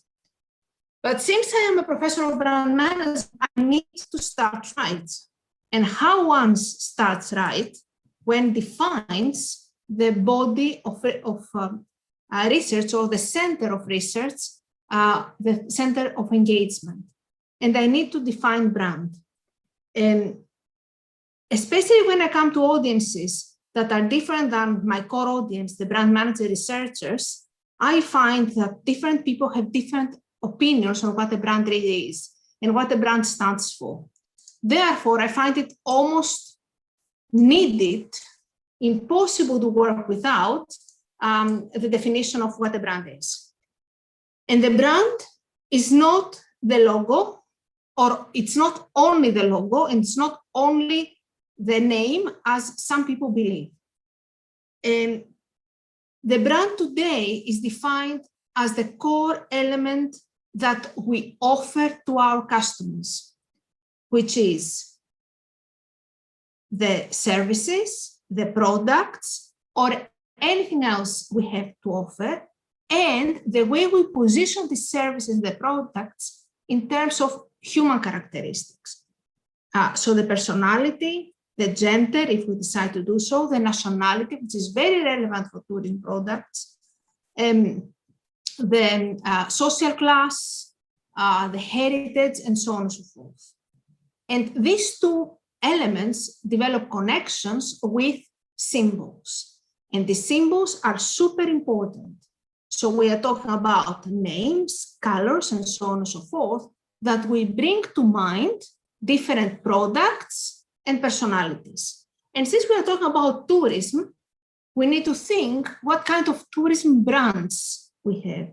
I went through the proceedings, or the program, if you like, because the proceedings I couldn't find. I found the product the program, I read all the different titles, and I realized that there are so many different brands we are talking about. We are talking in tourism about natural resources brands, such as geography, climate, nature, location, cultural resources, such as atmospheric, history, food, facilities. We have the cultural resource, but we need to have the facilities to allow people or the natural resources to go to accommodation, transportation, food, beverage, museums, galleries, activities. So are we going to go scuba diving or not? Are we going to go hill climbing or not?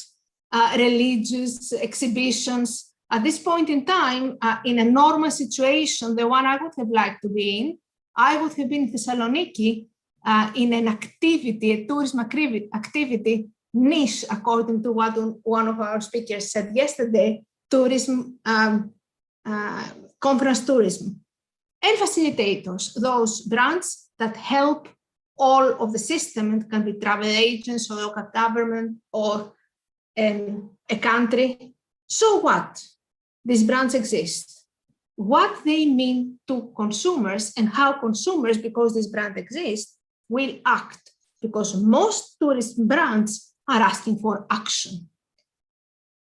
The first thing that consumers or any other member of the audience of the various stakeholders will get from brands is some sort of experiences. So people engage with brands through experiences.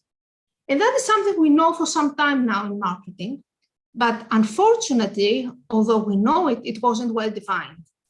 So we spent some time with one of the brilliant researchers in my team to see how this internal brand that a company will develop, which is the symbol, the product, and the person, will be transmitted to the various audiences. And what did we find? We engaged with the literature in marketing, sociology, and psychology. And from almost 500 articles that we downloaded with various criteria, we analyzed about 250, and we tried to define experiences using specific premises. The first thing we asked is, what is an experience? We decided it's subjective, it's something that people remember, it's something that is inside consumers, so the consumer or the individual is esoteric. It might be positive or negative, it has different polarity and different strength. So an experience is not a uniform thing, and it is experienced differently from different people, because the experience concerns humans. When it is occurred, it's triggered from brand interaction.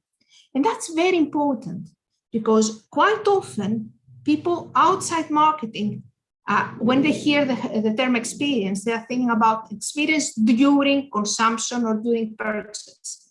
Every time you see a logo, you see an ad, you see anything that originates from the brand, this from now on should be considered as an experience with the brand in different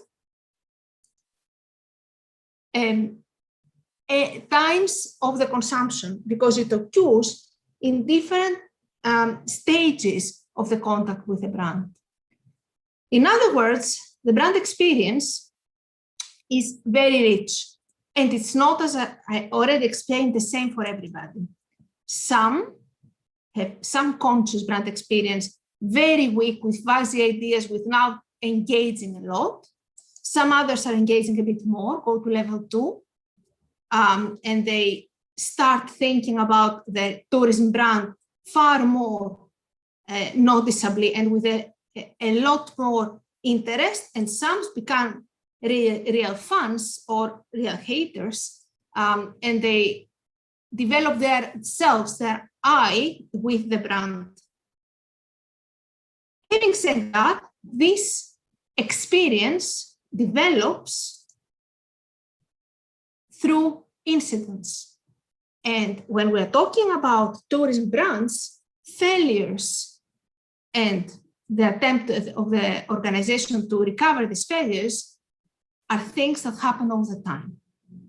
I haven't seen a single service anywhere in the world being perfect for everybody. Even when it's perfect for some, it will have some shortcomings for others. So we are talking about a phenomenon that even in very well designed experiences during the interaction will exist, will be seen, especially the failure. Whether the company will move to recovery or not, it's a different issue. But many companies are trying to recover failures because they feel that they can reverse the effect of any failure, or even make the customers even more delighted than before. And how a service failure or service recovery happens when you are interacting with a tourism brand.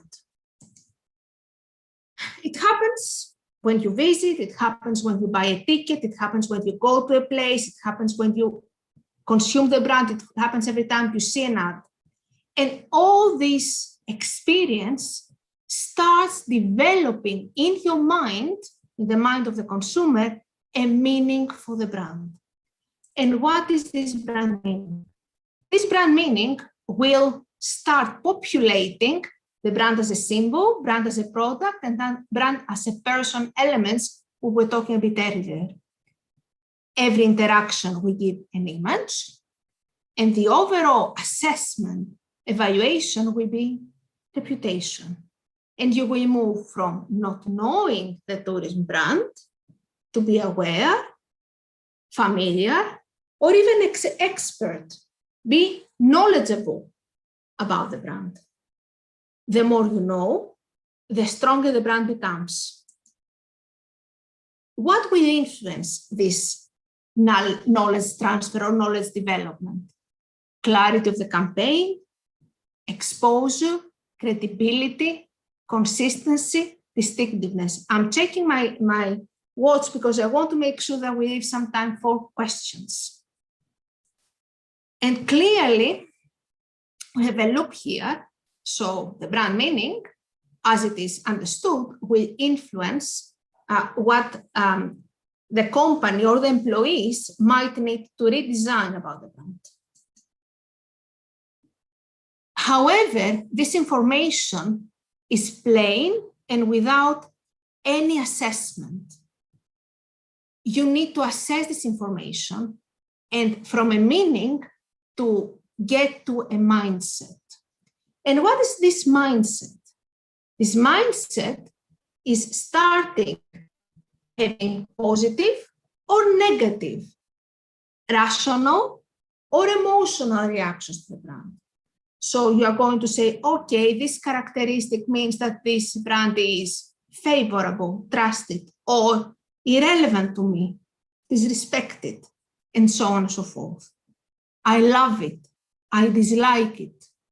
So you start developing logical and emotional elements about the brand, and these elements make the brand even stronger, because strong brands are those brands that have strong mindsets in the minds of the audience, and not the brands that are not necessarily preferred. Certain factors, such as the relevance of the elements, how much people agree with these elements, to process them, involvement, experience, whether the promise was delivered, and so on and so forth, will influence the transfer. And again, we have a loop on the bottom. And then what happens? What happens after a service failure? You understood it, you don't like it, you start distrusting the company, and then what? Then this will move you to action.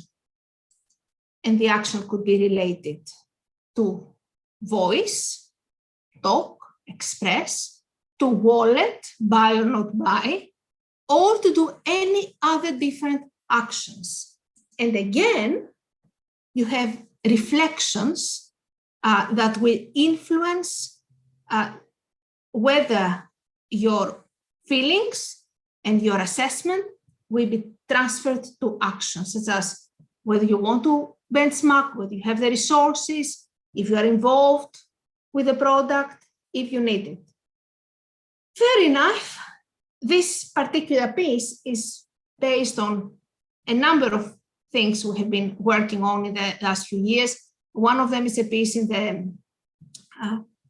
encyclopedia that Dimitris Bouchalis is editing. Another one is a piece with Mark Fetchering and Francisco Guzman that is just published as an editorial in the Journal of Product and Brand Management, and some previous work I have done before that. But what this really means for us as researchers and for practitioners, it means that all this thing is important, and in order to have the action, you need to see the previous steps. So you cannot start thinking about the action without really understanding how the action is developed. Having that in mind, we are working now with another team, Ali, a brilliant PhD student who is writing up his PhD on service recovery in the restaurant industry. Myself and his other supervisor, Kalliopi Hatzipanagiotou, and he started, or we started, if you prefer, looking at the literature on that. We started from tourism because we wanted to focus on tourism. We identified articles using specific criteria, and after screening, we saw that the number of articles was very small. So we moved to marketing and management journals using similar criteria to end up with a total of 102 papers on recovery and 45 papers in failure. And what did we find? Shocking results. In terms of think, very few papers on service failure, service recovery examine to what extent people engage mentally with the action. In terms of assessment, brand assessment, again, very few articles, and most of them are focusing on trust. The question mark by trust and service recovery is whether all these papers are on positive, improving the trust after a failure with the recovery, or some are not finding this kind of results. So wherever you see a question mark, it might easily go to the other category, whether it's negative or positive. Feel we are the same. We have some positive emotions, very general, and negative emotions, again, very general, but very few articles, less than 20%. When we go to behavior, we see a bit more numbers. But again, our findings there are somewhat disappointing. Look at that. Almost 50% of the published work on service recovery is focusing on purchase intentions. Almost a third on positive word of mouth. Almost 20% on brand loyalty. Almost a quarter of the work on failure is focusing on negative word of mouth. And that makes the team thinking. And that makes me thinking, and this is what I'm bringing to you. I'm bringing to you some questions to reflect on. And I have another 2 or 3 minutes on my talk because I want to give floor to questions. And the first 2 questions I have in mind are for us academics. Are we really thinking about the chain of bringing things out? Or we are focusing on our research on outcomes? Is it a good thing to focus on outcomes? And if we focus on outcomes, are we focusing on all outcomes?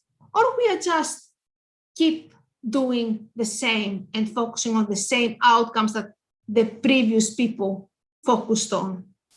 What is the contribution of our research? Every time I see a paper submitted in a journal, I'm looking for its contribution.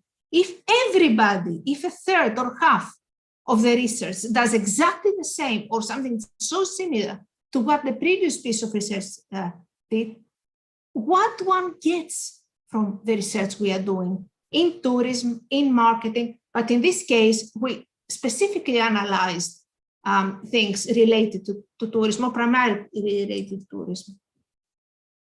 Are we really serving the industry by not going to explain the chain, by going only to the outputs and what they get out of it, rather than how they will equip themselves to get the results they want?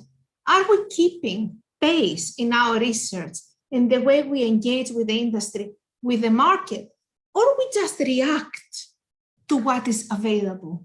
We just react to the COVID situation that disturbed everything, or we just react to the technology advantages rather than trying to understand how things work and how these things can really give value to practitioners and to our thinking, to make us more strategic thinkers and to be able to do scenario planning that Ian was talking about. That was all from me. And I think that we have 5 minutes for discussion, and that was what I had in mind. As an outsider, I hope I didn't totally shock you, and I really hope, I pray that you found this relevant to your research. Thank you very much, Cleopatra. Thank you. Yes, we've got a couple of questions. One question is from Sagar Singh from India.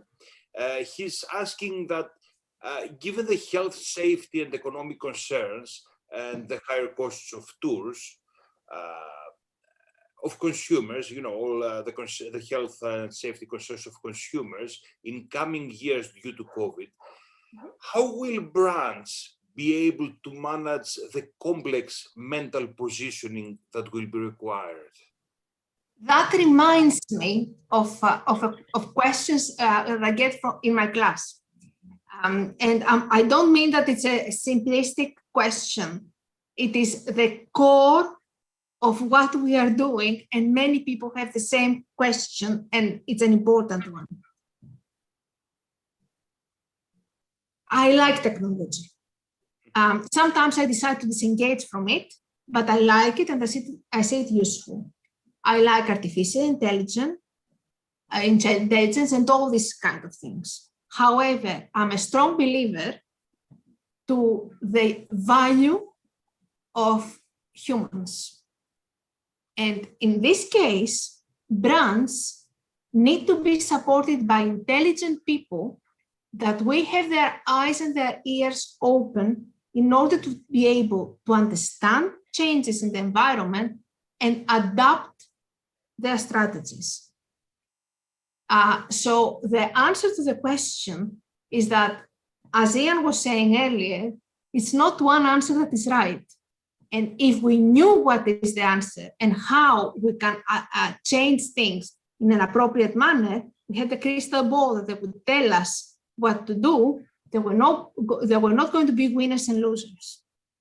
People who work hard, who spend time to listen and to see the environment and try to go back with the loops and change the brand to confront this environment are those that will benefit, and that's hard work. So they are not easy solutions. Thank you very much, Cleopatra. Certainly there are no easy solutions.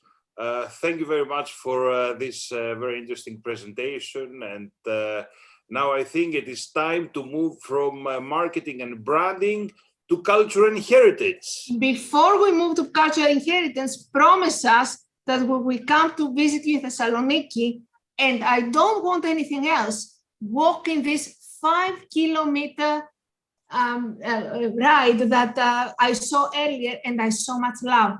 I normally do it 2 or 3 times every time I'm in Thessaloniki, from the one end to the other. So I do 15, 20 kilometers easily in one go. Thank you very much. The floor is on the next presenter. That I hope that I'm giving you an easier time than what I had with 2 super presenters before me. Will do. Thank you very much. And yes, it is a promise. We will have you here, same as our next keynote speaker, Professor Yaniv Poria, who is going to talk to us about the future of the past, about cultural heritage tourism. His keynote speech is titled "A Critical, Unapologetic Assessment of Heritage Tourism." Very interesting topic. Yaniv Poria is Professor of Heritage Tourism and Chair of the Department of Hotel and Tourism Management at Ben-Gurion University of the Negev in Israel. Yaniv's research interests are focused on 4 core issues: visitors' experience at heritage tourist sites, special segments often ignored in the tourism literature, namely gays and lesbians and people with disabilities, the conceptualization of tourism, particularly heritage tourism, and sex in tourism. Currently, Professor Poria is focusing on exploring the impacts of visits to heritage sites, as well as on management of heritage site interpretation.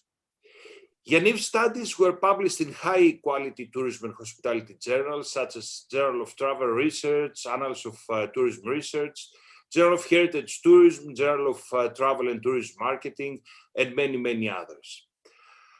Yaniv is a renowned expert in culture and heritage tourism, and I'm really looking forward to his presentation. Yaniv, the floor is yours. Many thanks. Good afternoon for everyone. Can you see the presentation? Yes, absolutely fine. Thank you. Great.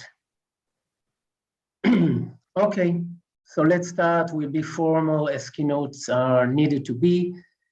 And I would like to present my thoughts, unapologetic assessments of heritage tourism. My name, as you mentioned, is Yaniv Poria. I'm not anymore the head of the department. I did my 2 cadences. I'm now moved to be a dean of Eilat campus, but it doesn't matter for this presentation. So I would like to thank you for the opportunity to be a keynote speaker in this important conference. And I would like to thank 3 other people, 2 of my PhD supervisors, Professor Butler and Professor Airy, and Professor Ashworth, which I would like to dedicate this presentation for him, because after his keynote presentation in Netherlands, we decided to write a chapter together and a paper together. And in his presentation, he made a great impact on my studies. I think that keynote speakers need to present themselves. We are not coming out of nowhere. So if there is a well-known slogan, keep calm and have a good time. So in the context of this presentation, I can't keep calm. That's my personality. And this is my enthusiasm about heritage tourism. I would like also to highlight that although I'm going to criticize the literature and I'm going to criticize myself as a scholar in this area, I'm part of this industry, of the publication industry specifically, heritage tourism publication. I'm taking part in the editorial board of Heritage Tourism. I'm going to conferences, I'm reading the books, and specifically it's important for me because it's important for my promotion, which I believe is important to everyone around this table here or around the computers here.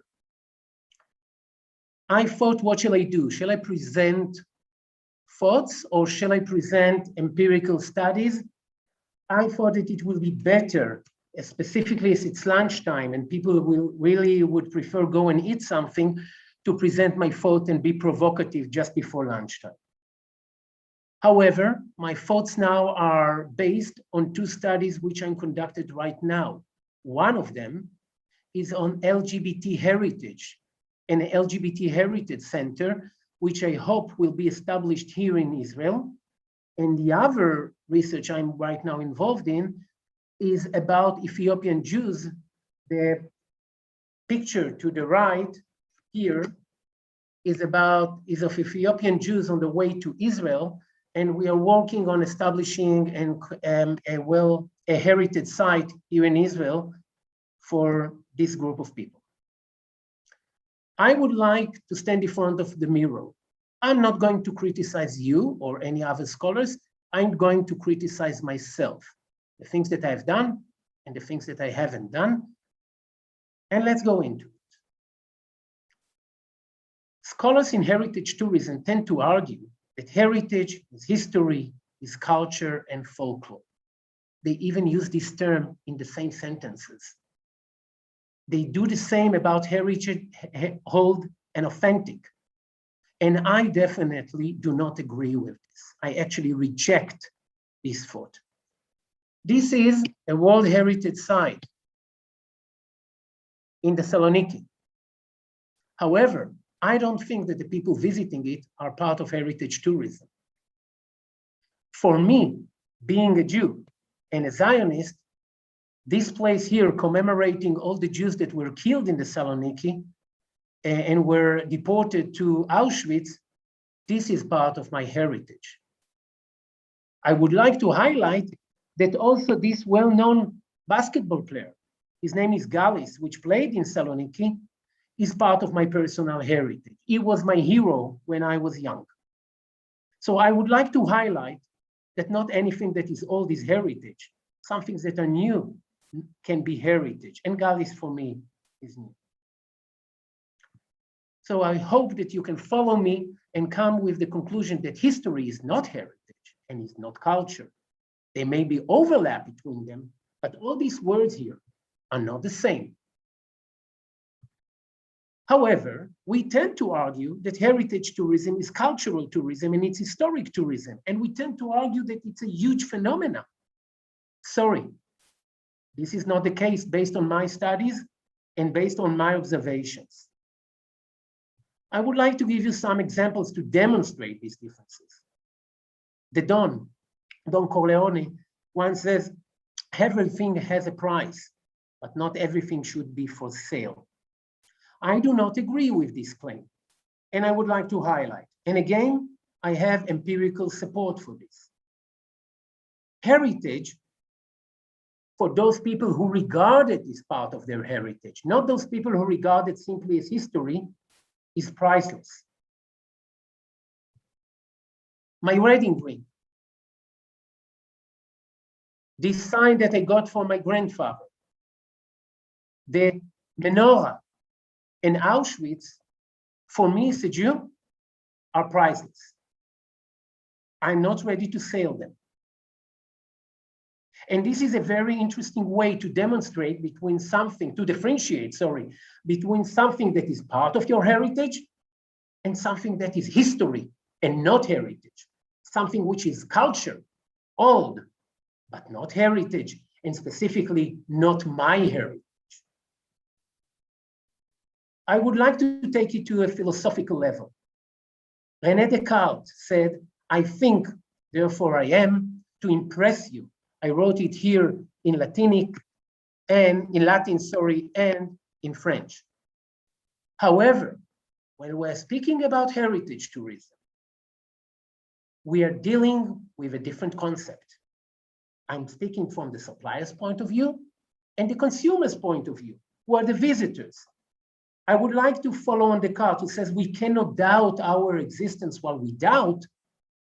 In heritage tourism, it's we cannot doubt our existence if we remember. And to be more specific, we will guarantee our existence if we remember our heritage. This is the core of heritage tourism.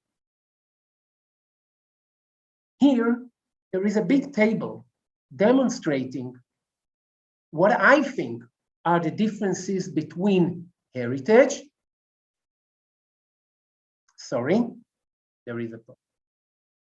and preservation and conservation. If you follow me to what is heritage, you will have a better, I hope, a better understanding of what is heritage tourism. Why I think that something that is new can be heritage. Something that happened tomorrow, that will happen tomorrow, can be part of my heritage. Something that happened yesterday and be part of my heritage. When Obama was selected, on the same moment, we knew that it's going to be part of the World Heritage, and for some people, even part of their personal heritage. Heritage, in contrast to preservation, for example, or conservation, is an idea.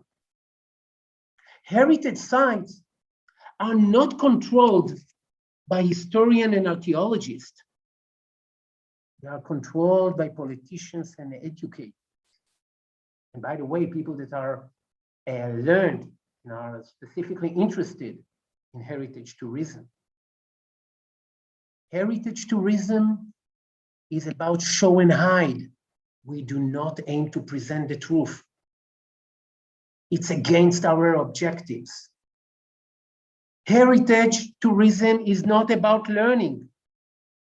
It's about empowering. And I know, I even myself wrote papers in which I emphasize that people visiting heritage sites as they want to learn, but I have newer observation because learning is only a tool for something else. I would like unapologetic to claim that heritage visitors attractions, like myth, aimed at creating memorable emotional experience. But I would like to be more specific. They aim to create a separation. They aim to set apart who is with you from who is not. And the present and immortal reasons for this. It aims to create social hierarchy. And based on my understanding, it's very important for us to understand it. And later on, I will highlight it, to write about it, and to shout it. And I would like to highlight that based on my studies, heritage sites are busy with negative pride, not with positive pride. What is positive pride? Positive pride means I'm unique. Negative pride means I am better, I'm different, and you have no way to be like me. And now, I hope that I can show our way to the future. In the past, here, we extensively dealt with the question, whose heritage is it? We already dealt with the economic impacts of the visit on the economic impacts of heritage tourism. We went deep into certain aspects of the visits like motivations for visiting, expectations, segmentations of the visitors, satisfaction from the visit, how to create a memorable experience. And nowadays, if you open the Journal of Heritage Tourism, even in the last issue, you can find papers dealing with the emotional experience. Why? Because we are doing research about, including myself, by the way, I'm not an exception, about the easy stuff, about the things that are easy to do research about things that provide profits and to those who manage heritage sites. But I think that we need to challenge ourselves. I think that we need to find out what have the visitors learned and why they wanted to learn about this. It's not enough to say that visitor wants to learn. We need to go one level deeper and understand what's the reason for learning. We need to highlight the long-term impacts of the visit. And based on my studies, they have long-term impacts. People remember their visits to heritage sites, and it made a huge impact on their life and on the way to behave. Sorry, it's not like an hotel or a sea and sun vacation. Heritage tourism, based on my understanding, has tremendous impacts on people's life. We should be brave enough and find out who actually sponsor and manage the heritage experience. We should be brave enough and not lazy and go and find what happened to the children visiting heritage sites. How could it be that around 35% of the visitors to heritage sites are children, and you can find only 2 studies about children visiting heritage sites? One of the motivations to build heritage sites is for children to visit them. And we as scholars are not doing any research about this. Unfortunately, I have an answer for this. I think that we should go deeper and find out what are the real motivation for visiting. I don't think that we found out the real motivations. And does the visit actually make us loyal, believers in something, follow certain ideology, even if we don't pay attention, just because we entered a World Heritage Site to which the entrance is free? And then it makes big impact on our life, on our opinions, on our attitudes, on our behavior. When we visit Auschwitz, what happened to us? Are we becoming more racist? Maybe we think about others? What's going on out there? Are we afraid to ask these questions and deal with them? I started by referring to Ashworth. Ashworth was gave a keynote presentation based on his book, Dissonant Heritage, The Management of the Past as a Research in Conflict. And I was a young PhD. No, I already graduated my PhD studies, but I was very young, and as people who knew Auschwitz knew that you need some guts in order to ask him a question. But after hesitations, I asked him questions, and then it led to a paper which we wrote, in which we claimed that heritage tourism is a current resource for conflict. That we actually involved in the aim of the heritage tourism industry is, in some cases, not always, to create conflicts and to maintain conflicts. This is the fuel for the conflict, one of the fuels. I didn't make this presentation to entertain you. I used these pictures in order for you not to fall asleep, but I aim to challenge you. Because I believe that if it doesn't challenge you, it doesn't change you. I think, and for me, this ball is heritage tourism. And I live in a conflict zone area. Only 2 days ago, another conflict, a violent conflict stopped. And there was a ceasefire. And I know what a major impact heritage sites have on the visitors. But we ignore it. And I believe that heritage tourism is a unique type and form of tourism. In all other types and forms, the most important thing is the revenue made, not in the case of heritage tourism. This is the reason why many heritage sites are actually for free, because someone wants to have an impact on our opinion. And we need to dig into it and not be afraid. I found this slogan: we must remember George Floyd, and you can change George Floyd to whatever you want based on your political opinion and what the things that are important for you. However, we must do more than remember. Remembering is not enough. And we, as scholars, and I believe in the power of that academics have, and I believe the power of studies, we have to do research. But we have to do research not being politically correct, not being polite, just do research that will reflect what's going on out there. A research that will challenge us. Thank you.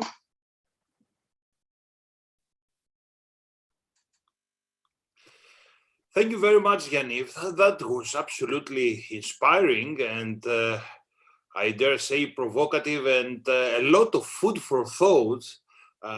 We have an inflow of questions, and I mean, I also have many questions in mind. It's a totally different approach to heritage, not just heritage tourism, but the essence of heritage itself. This is absolutely great.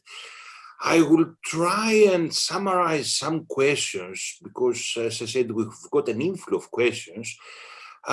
You mentioned that there is a distinction between culture, history, and heritage. But in reality, what we do from a managerial perspective, in fact, don't we actually merge them? What do you think? And I would like you to say, unfortunately, merge them, because this is what we teach to our students. But we need to tell our students that a site, choose any site that you want in Thessaloniki. For one visitor, it's a cultural site, and he has and he has or she has certain set of expectations. But for other visitors, it's completely different site. It could be a historic site, and it could be a heritage site. And those three different segments are interested in three different experiences. But by the way, also the suppliers, also those people who manage these sites, when I'm interviewing them and I'm speaking with them, actually, they would like to give different experience to different visitors. Yes, you're right. We regard it as a homogeneous experience, but it shouldn't be this way. I see. Yes, that's very interesting. There are also many questions about your very novel approach to defining heritage, actually mentioning that even something that is new can be heritage. How can we deal with this in practice? Can you elaborate this a bit in this concept? Yes, definitely. What is happening now in this conference, for example? Your presentation that we just attended, is it heritage? Okay, let's speak about it. So on a macro level, I think that things that have happened yesterday could be part of of people's heritage, not necessarily my heritage, of course. If a well-known Greek player will get a gold medal in the next coming Olympics Games, maybe it will be part of your heritage. You know, in Israel, it's a big deal if someone gets a gold medal because we are not good in sports, but it will definitely be part of our heritage. I can tell you after a second, they will become heroes and they will become part of people's history. When I saw Gallis, and I chose Gallis because he's living in Thessaloniki, I told myself, it's part of my personal heritage because I follow basketball. So this is on the macro level, and we need to understand it, and we need to change the books. Something shouldn't be older than 150 years in Europe or 180 years in England in order to become heritage. If the day after tomorrow, there will be a peace agreement between Israel and Palestine, it will be part of the World Heritage the second later it happened. Now I want to go to your second section of your question, and I would like to highlight that those people who manage it should capture it and should not follow the tradition, and should capture it and follow and establish heritage site and advocate this idea. And will this conference be part of the people's heritage? It depends on the quality of the presentations here. I don't know. For me, the conference in which I attended and met Professor Ashworth, it became part of my personal heritage. It shouldn't be part of other people's heritage.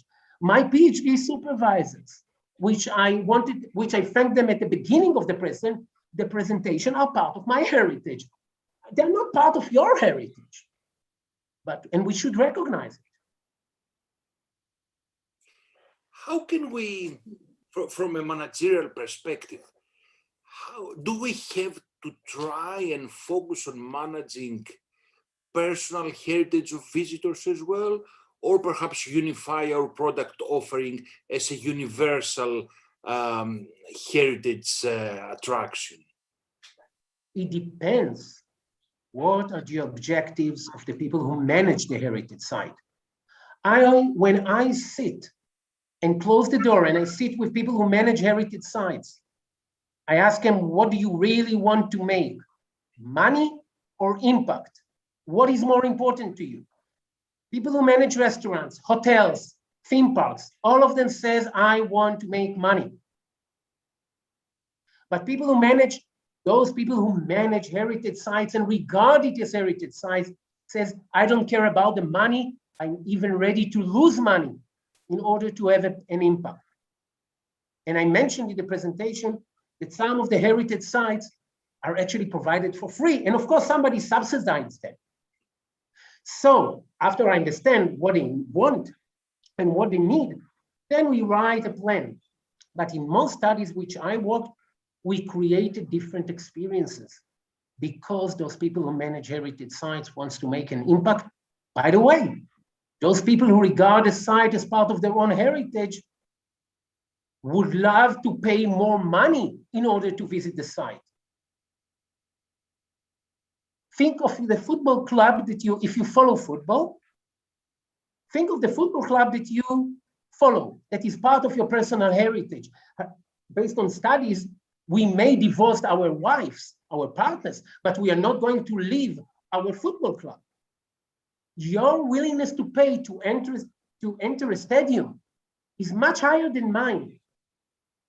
The same works for heritage sites because actually they are the same. So if you have a group of people who regard it as part of their own heritage, and this is based, I found it in my studies, you can give them extra guidance, but you can even charge them more.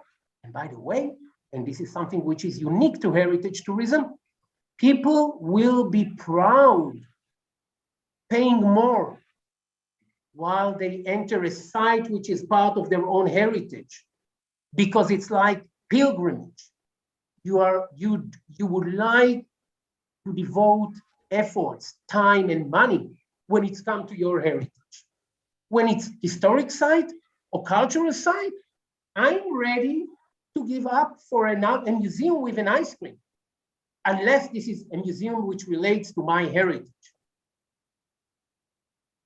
I think this is very interesting. I think Dimitrios also has something to ask. Well, it's very inspiring, your presentation, Yaniv. So, Dimitrios, yes. Yaniv, lovely to see you again and wonderful. Actually, it was disturbing. Your presentation was disturbing, which is fantastic because it gets us thinking. But I'm kind of thinking that what you're talking about is the personalization of heritage. And I think this is really incredibly interesting. And I send a message to you to send it to Tourism Review. But the critical aspect of it is the fact that most of cultural heritage around the world, it's the experts who have a very supply side kind of approach. This is my museum. You need to learn about Alexandros in Thessaloniki, and you come here and you'll find out what I would like you to find out. And that is everywhere, wherever we go.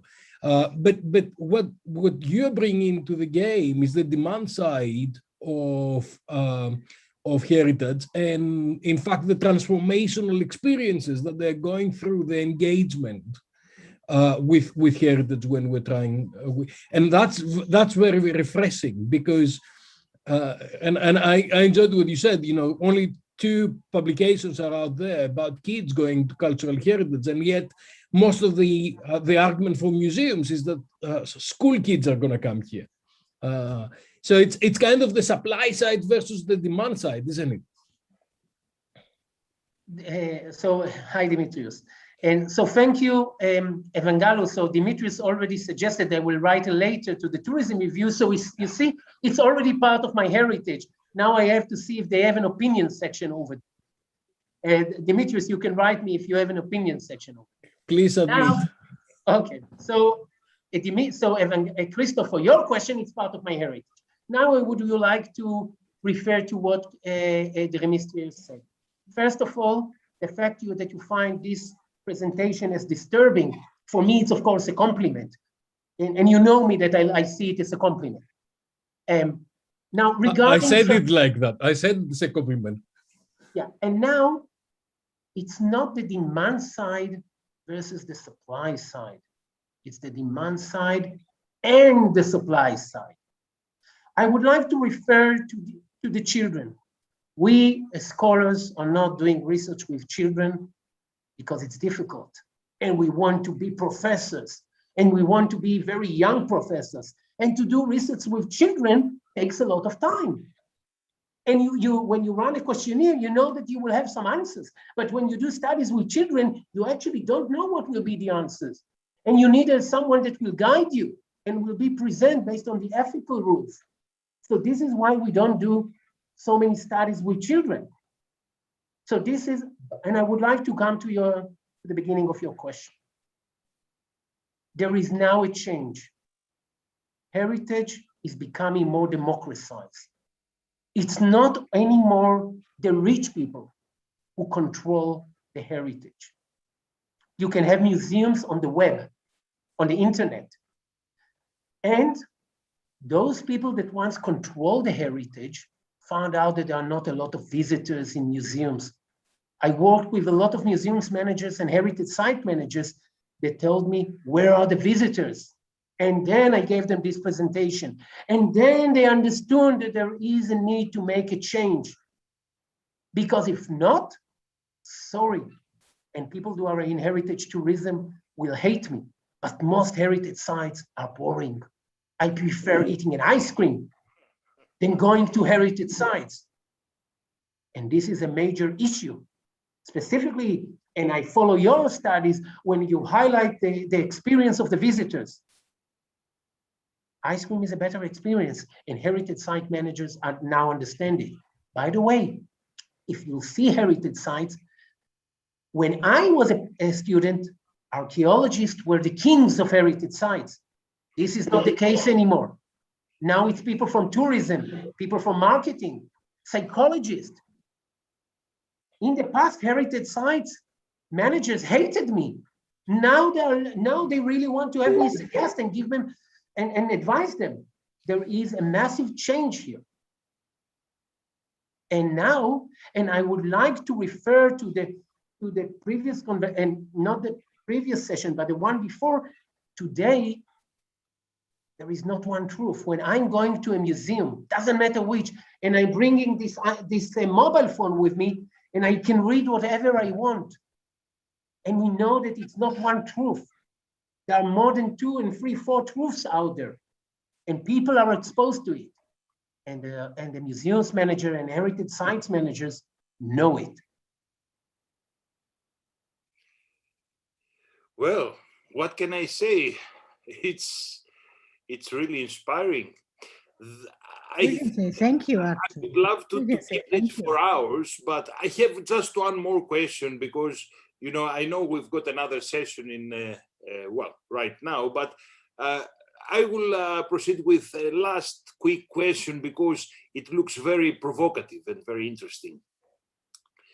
You mentioned that the aim of heritage tourism is creating conflict, and that is a very novel idea. Well, does this mean that to be successful, we have to be more provocative by intention when designing and managing heritage attractions? Let me ask you a question. I would like to, because when I'm presenting this idea, a lot of people say, I don't agree with you. Every group has a conflict. So in the context of Greece, I can speak about Turks in Greece and Cyprus. I mean, the 2 sections of Cyprus, everyone has conflicts. Have you visited a heritage site in which the visitors are exposed to 2 narratives, not to one? Because when we are visiting, in order to solve conflicts, we need to be exposed to your narrative and my narrative. Otherwise, there is no way to find solutions. If you look at negotiation studies and negotiation literature, the first stage in finding a solution, you need to listen to me and I need to listen to you. And I need to be quiet, which is, for me to be quiet, it's difficult. have you been even in one museum in which you were exposed to two narratives? I never been in such a museum. It's always advocating one narrative. So that's my answer.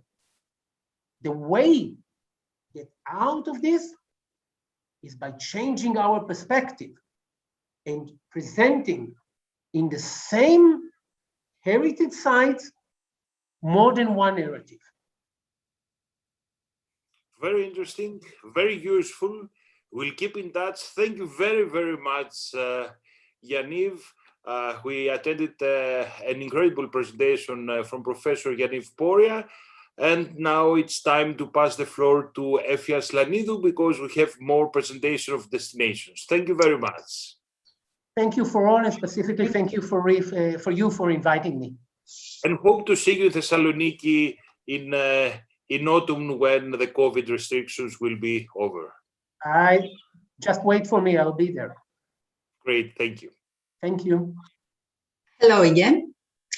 Well, let's leave aside the heritage conflicts and let's go to our destinations. So now it's time for Thessaly. I would like to welcome Mr. Wousios, who is a tourism development consultant in the Alpha Marketing. Welcome, Mr. Wousios. Hello. Can you hear me? Let me share the screen.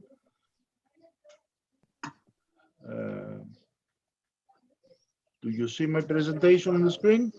Yes, we can see it. Good. So just a moment, and I will begin with the presentation. So, one moment. So, dear ladies and gentlemen, I want to thank you for the presence here for the presentation of the region of Thessaly.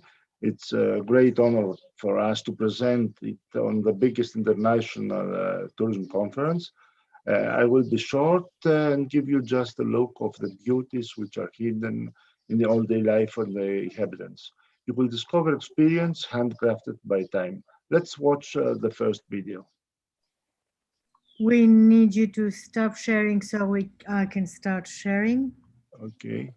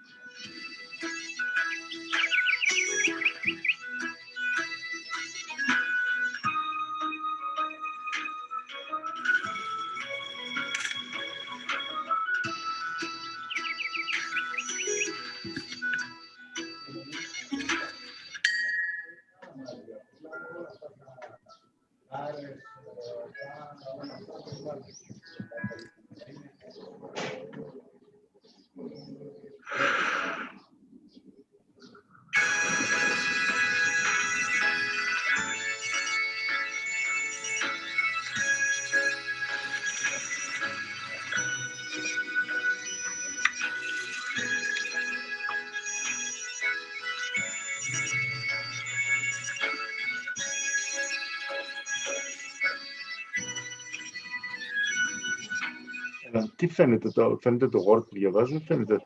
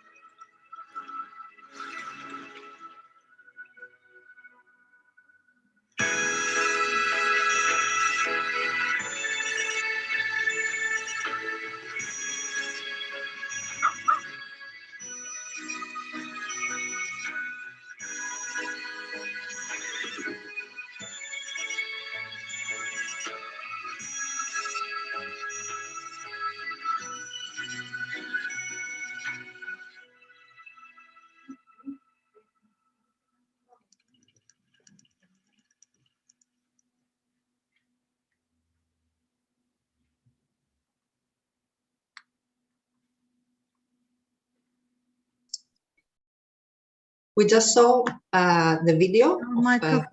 Your microphone, please.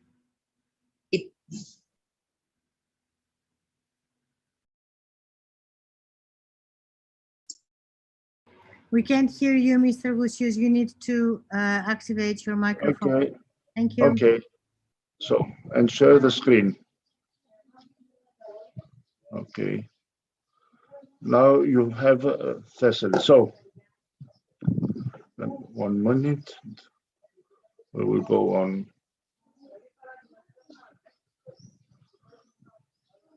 So, Thessaly is located in the center of the country. It is one of the 13 regions of Greece. It consists of four regional units: Larissa, Trikala, Karditsa, and Magnesia. Thessaly can be reached by 3 airports: Thessaloniki Macedonia Airport, Volos Central Greece Airport, and Skiathos Papadiamandis Airport. Skiathos is the most famous summer holiday destination of the region.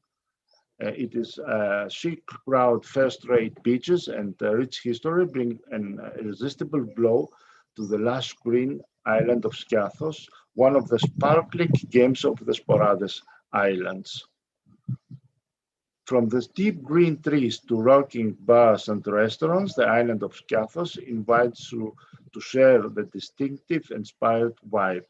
Perfect for those who demand high standards, it has long been a premier destination for cosmopolitan travelers, particularly those on yachts and sailboats cruising the Mediterranean. Skopelos, the green island with its tree-studded beaches and secluded bays, is where the set where Mamma Mia was filmed. If your holiday priorities are tranquility, relaxation, and natural beauty, then make your way to Skopelos in the Sporades. Layer upon the layer of luxurious shades of green make a stunning vista on pine trees stretching out to the seashore, where you can find hidden caves with fishing boats and winding paths leading through these forests.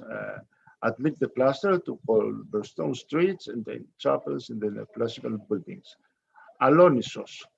Alonissos is the third island of the Sporades complex.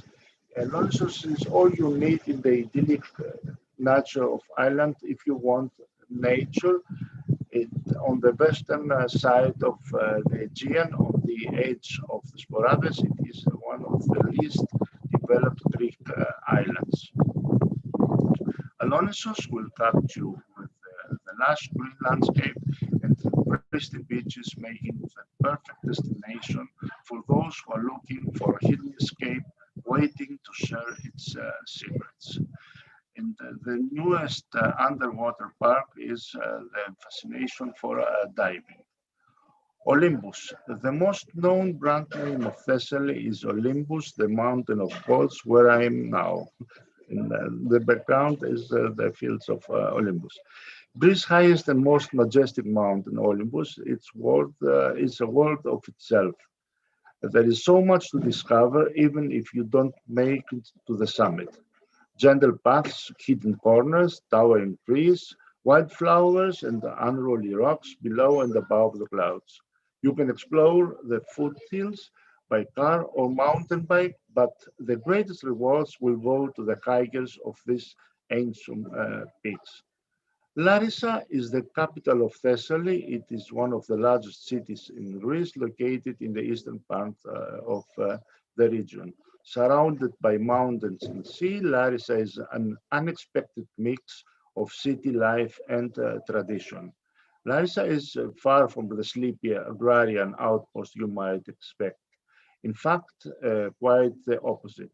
Larissa welcomes you with the pedestrianized streets, cafes, bars and restaurants, usuries, shops, attractions, and historical monuments. Seaside destinations of Larissa in the shade of a giant, Olympus, a mighty buttress against the winds of the north, the beaches of Larissa are an exciting prospect. A short drive away from Athens and Thessaloniki, this up and upcoming destination are attracting more and more families and young people looking for a sensational summer. Volos, a lively and university city with mythical roots, welcomes you with a sea breeze, views of Mountain Pilios, and a generous glass of Tsipuro. Today's Volos was once ancient Iolkos, the city of the Argonauts, and a welcoming and charming city in the foot of Mount Pelion in the embraces to the Pagasetic Gulf. The culinary traditions will be the star of the show, especially the flavor in the Tsipuradica, the restaurants serving the local fire water and meze. Old-fashioned neighborhoods are just posed against the youthful energy of students, enjoying the pastry shops and cafes just strolling around. Pelion, traditional villages, ski slopes, outdoor sports, heavenly beaches, and dense forests, a place for all seasons. To one side, the Pagasetikos Gulf, and to the other, the Aegean, and between a magical mountain to discover by the name of Pelion. Water bubbles in the fountain and sunbeam streams to the leaves on the plain trees, oaks, beeches, gardenias, hydrangeas, camellias. All around you, nature flourishes here in the fertile soil of Thessaly. Pathways, old churches, beaches, and sprinkled and colored water are added to the multicolored assemblage uphill in this village theater on the edge of the mountain. Trikala, a vibrant city with European finesse. Trikala really leads itself to discovery on two wheels built on the location of the ancient Triki. The Litheos River flows through the city, which is distinguished by historical monuments, excellent urban planning, spacious squares, parks, and pedestrian streets. Meteora, the pillars of the rock known as Meteora, sculpted by prehistoric rivers and crowned by otherworldly monasteries, are monuments to the power of the nature of faith. Meteora means suspended in space. Your first, second, and third sight of this impossible to tell vertical rocks will have you gasping in disbelief. But it's not the incredible geology that stretches your imagination. It's the monasteries balanced on these pinnacles. How did they get there? Well, unbelievable. The monks who built there were the original rock climbers, lifting the materials up with pulleys, nets, and their bare hands. Today's rock climbers come to sight from the world over to pit themselves against the giant rocks. UNESCO has declared Meteora as much cherished World Heritage Site, and the Greek state calls it scarred spot inviolate and immutable. Monasterism has been here since the 11th century, with the first hermits arriving in Thessaly from Mount Athos to retreat to their niches in these heavenly pillars. At present, there are 6 active monasteries. It covers with welcome each visitor to their lofty realms.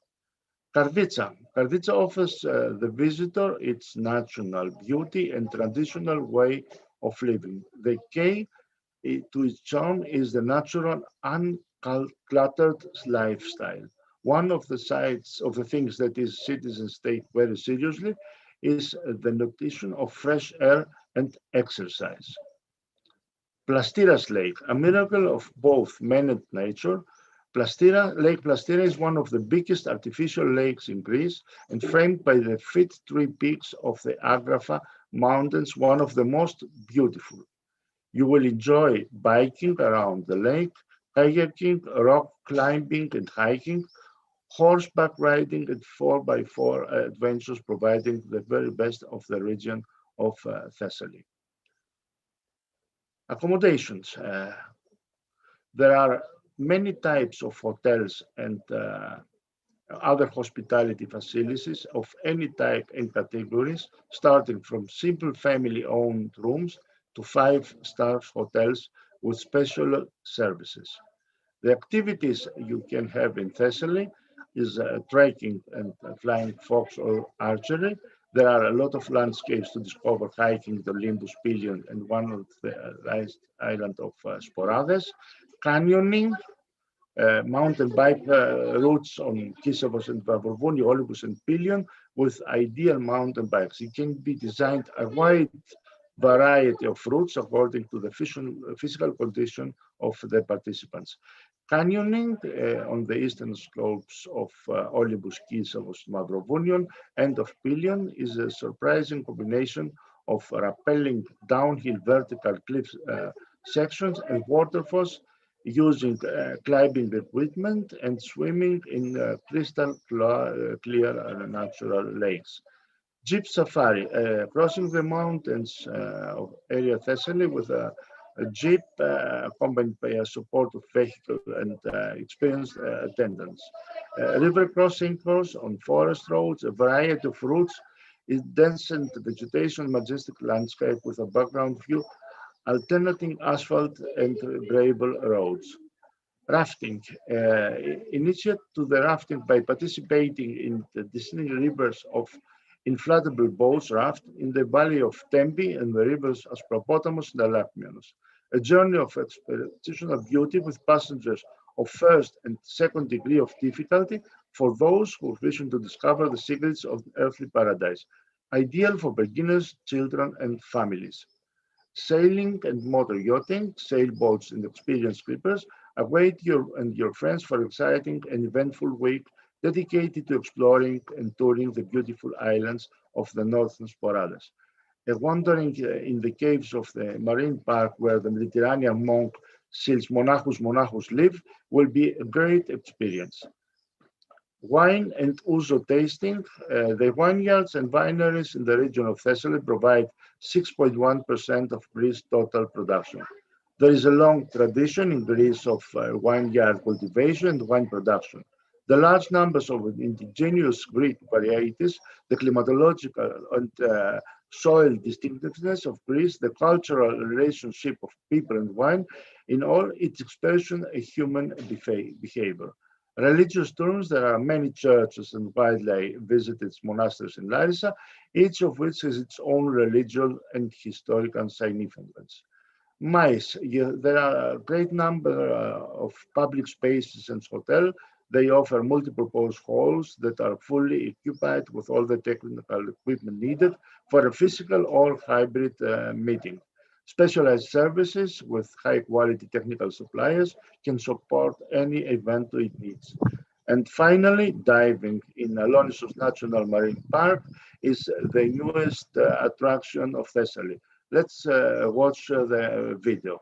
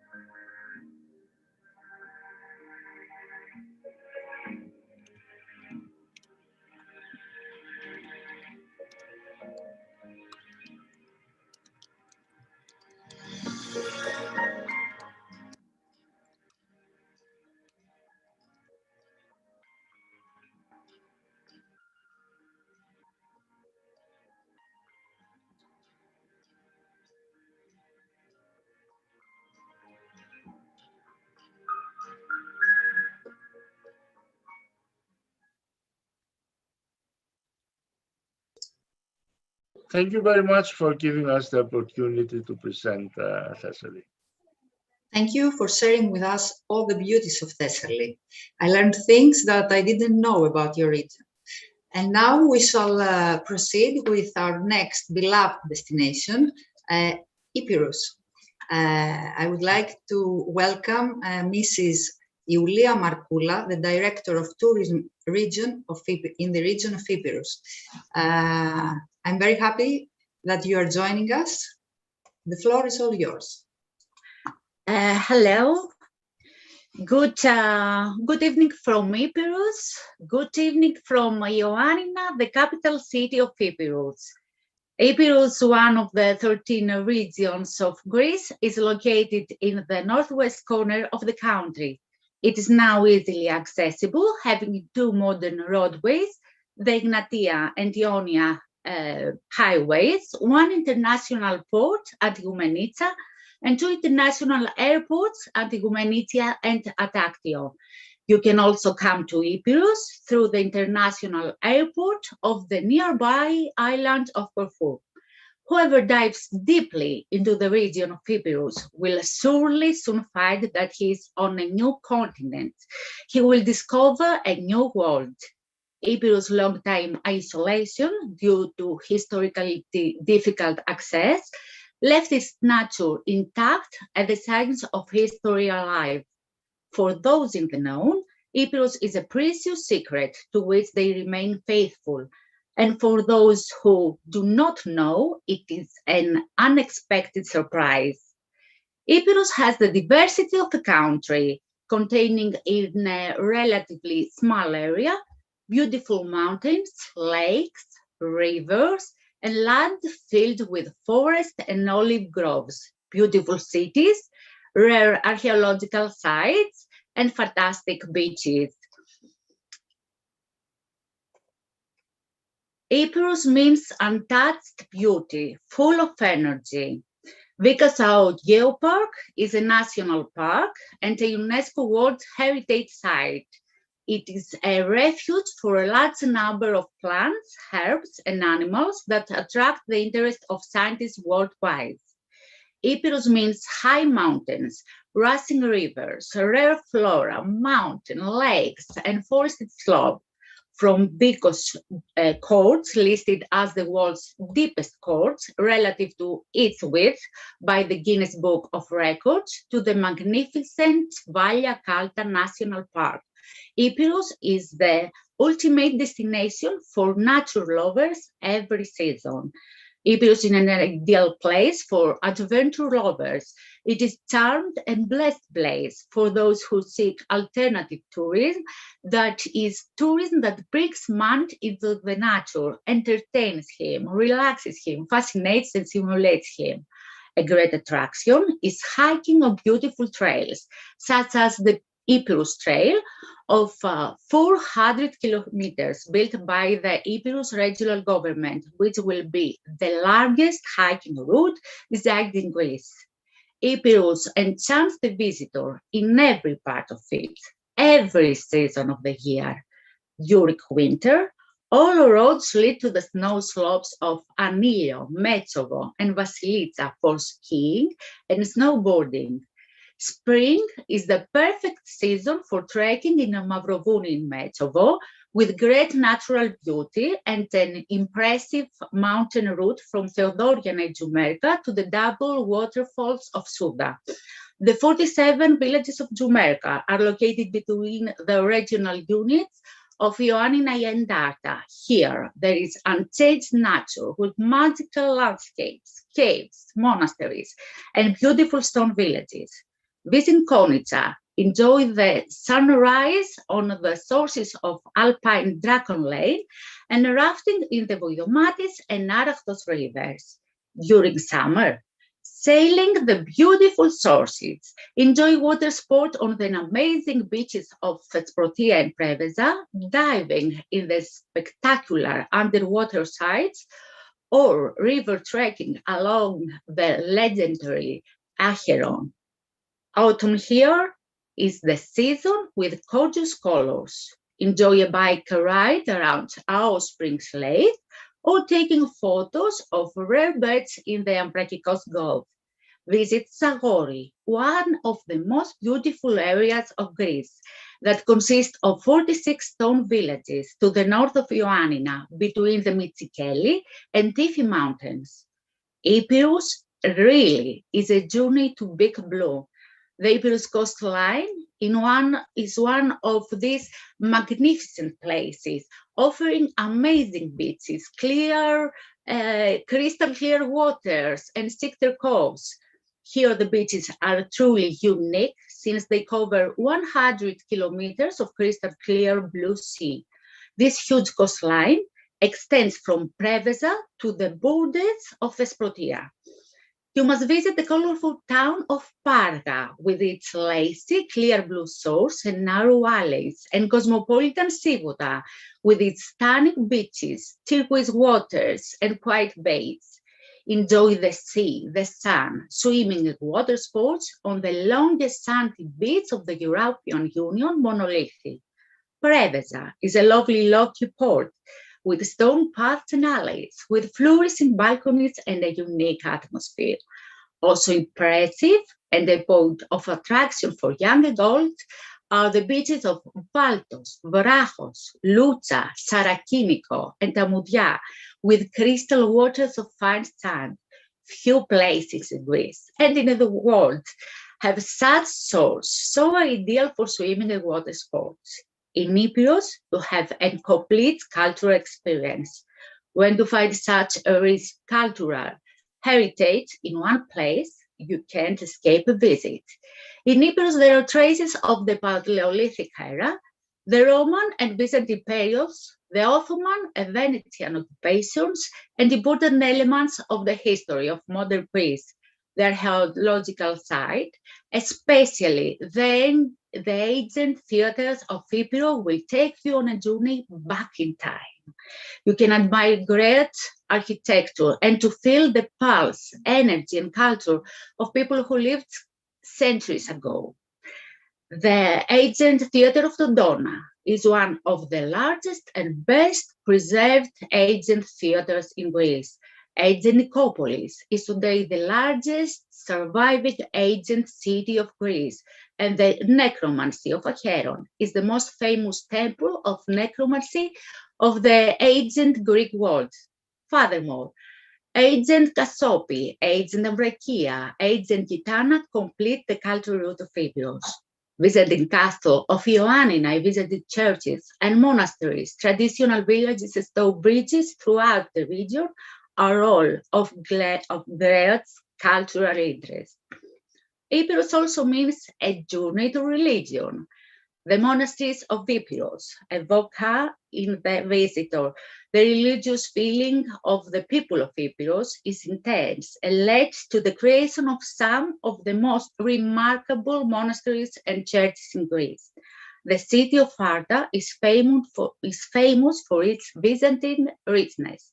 Our Lady of Arta, Panagia Parigoritissa, as it is known to the locals, is renowned for its architecture and the rich sculpture decoration. The monastery of Kipina, near the village Kalarites in Tumerka, is one of the most impressive monasteries in Epirus. The monastery of Philanthropini is the most important monastery on the island in the lake of Ioannina. What is of particular interest is the representation of the ancient Greek philosophers who are painted on the wall. One of the most beautiful men's monasteries, built in the 14th century, is the monastery of Gyromerites Protea. And don't forget to visit the monastery of St. Nicholas in Metsovo, Red Church in Vulgarelli, and Stomiou Monastery in Konitsa. Gastronomy Epirus, in recent years, a network of modern tourism infrastructure has been built in the service of the warm, homely Epirus hospitality and its tradition flavors. The tourism sector has managed to put a spotlight on the delicious local cuisine, a gastronomic experience based on the excellent, top-quality local produce: lamb, goat, sheep, beef, wild boar, chicken, cooked on the spit, or in the traditional gastra, concealed in pies or soups, and combined with local wild greens, herbs, and dairy products. All are transformed into exceptional gastronomic experiences, particularly when paired with locally distilled spirits, Cipuro and Ouzo, and of course wine. There are also fresh pies of all kinds to sample, spoon sweets, the traditional Giannotico bread, a variety of excellent cheeses, the famous Ambrakikos, Avgotaracho, grey mullet, fish roe, also known as potarga, sardella, sardines, and a rich variety of seafood. And the most important, Epirus is the cradle of the Greek traditional, which remains alive in music, in dances, in the daily life of people. Epirus is the people who give a real meaning to the word hospitality through the hospitality of Epirus. We invite and challenge you to discover this charismatic, blessed, and hospitable place that is called Epirus. Visit us at our website, www.epirusforallseasons.gr. Epirus is here and is waiting for you. We hope you will enjoy the next video that presents the beauties of Epirus from the beginning of the day until the sunset. See you in Epirus. Thank you very much. Thank you, Mrs. Markula. Thank you for being here with us.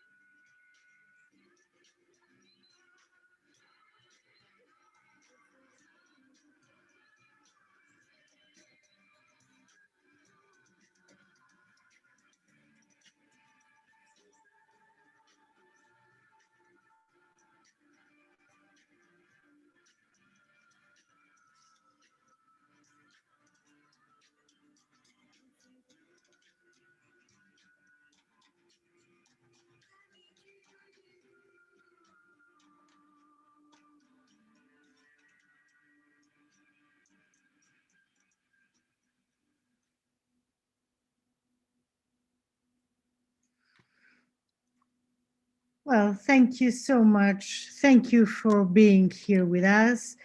As we said yesterday, we will try to finish each session with a journey.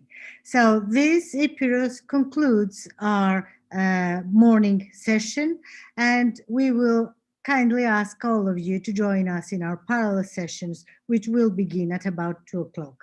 Mrs. Markula, thank you very much. Yaniv, thank you so much for your inspiring keynote presentation. Effie, thank you so much for making these destinations come true.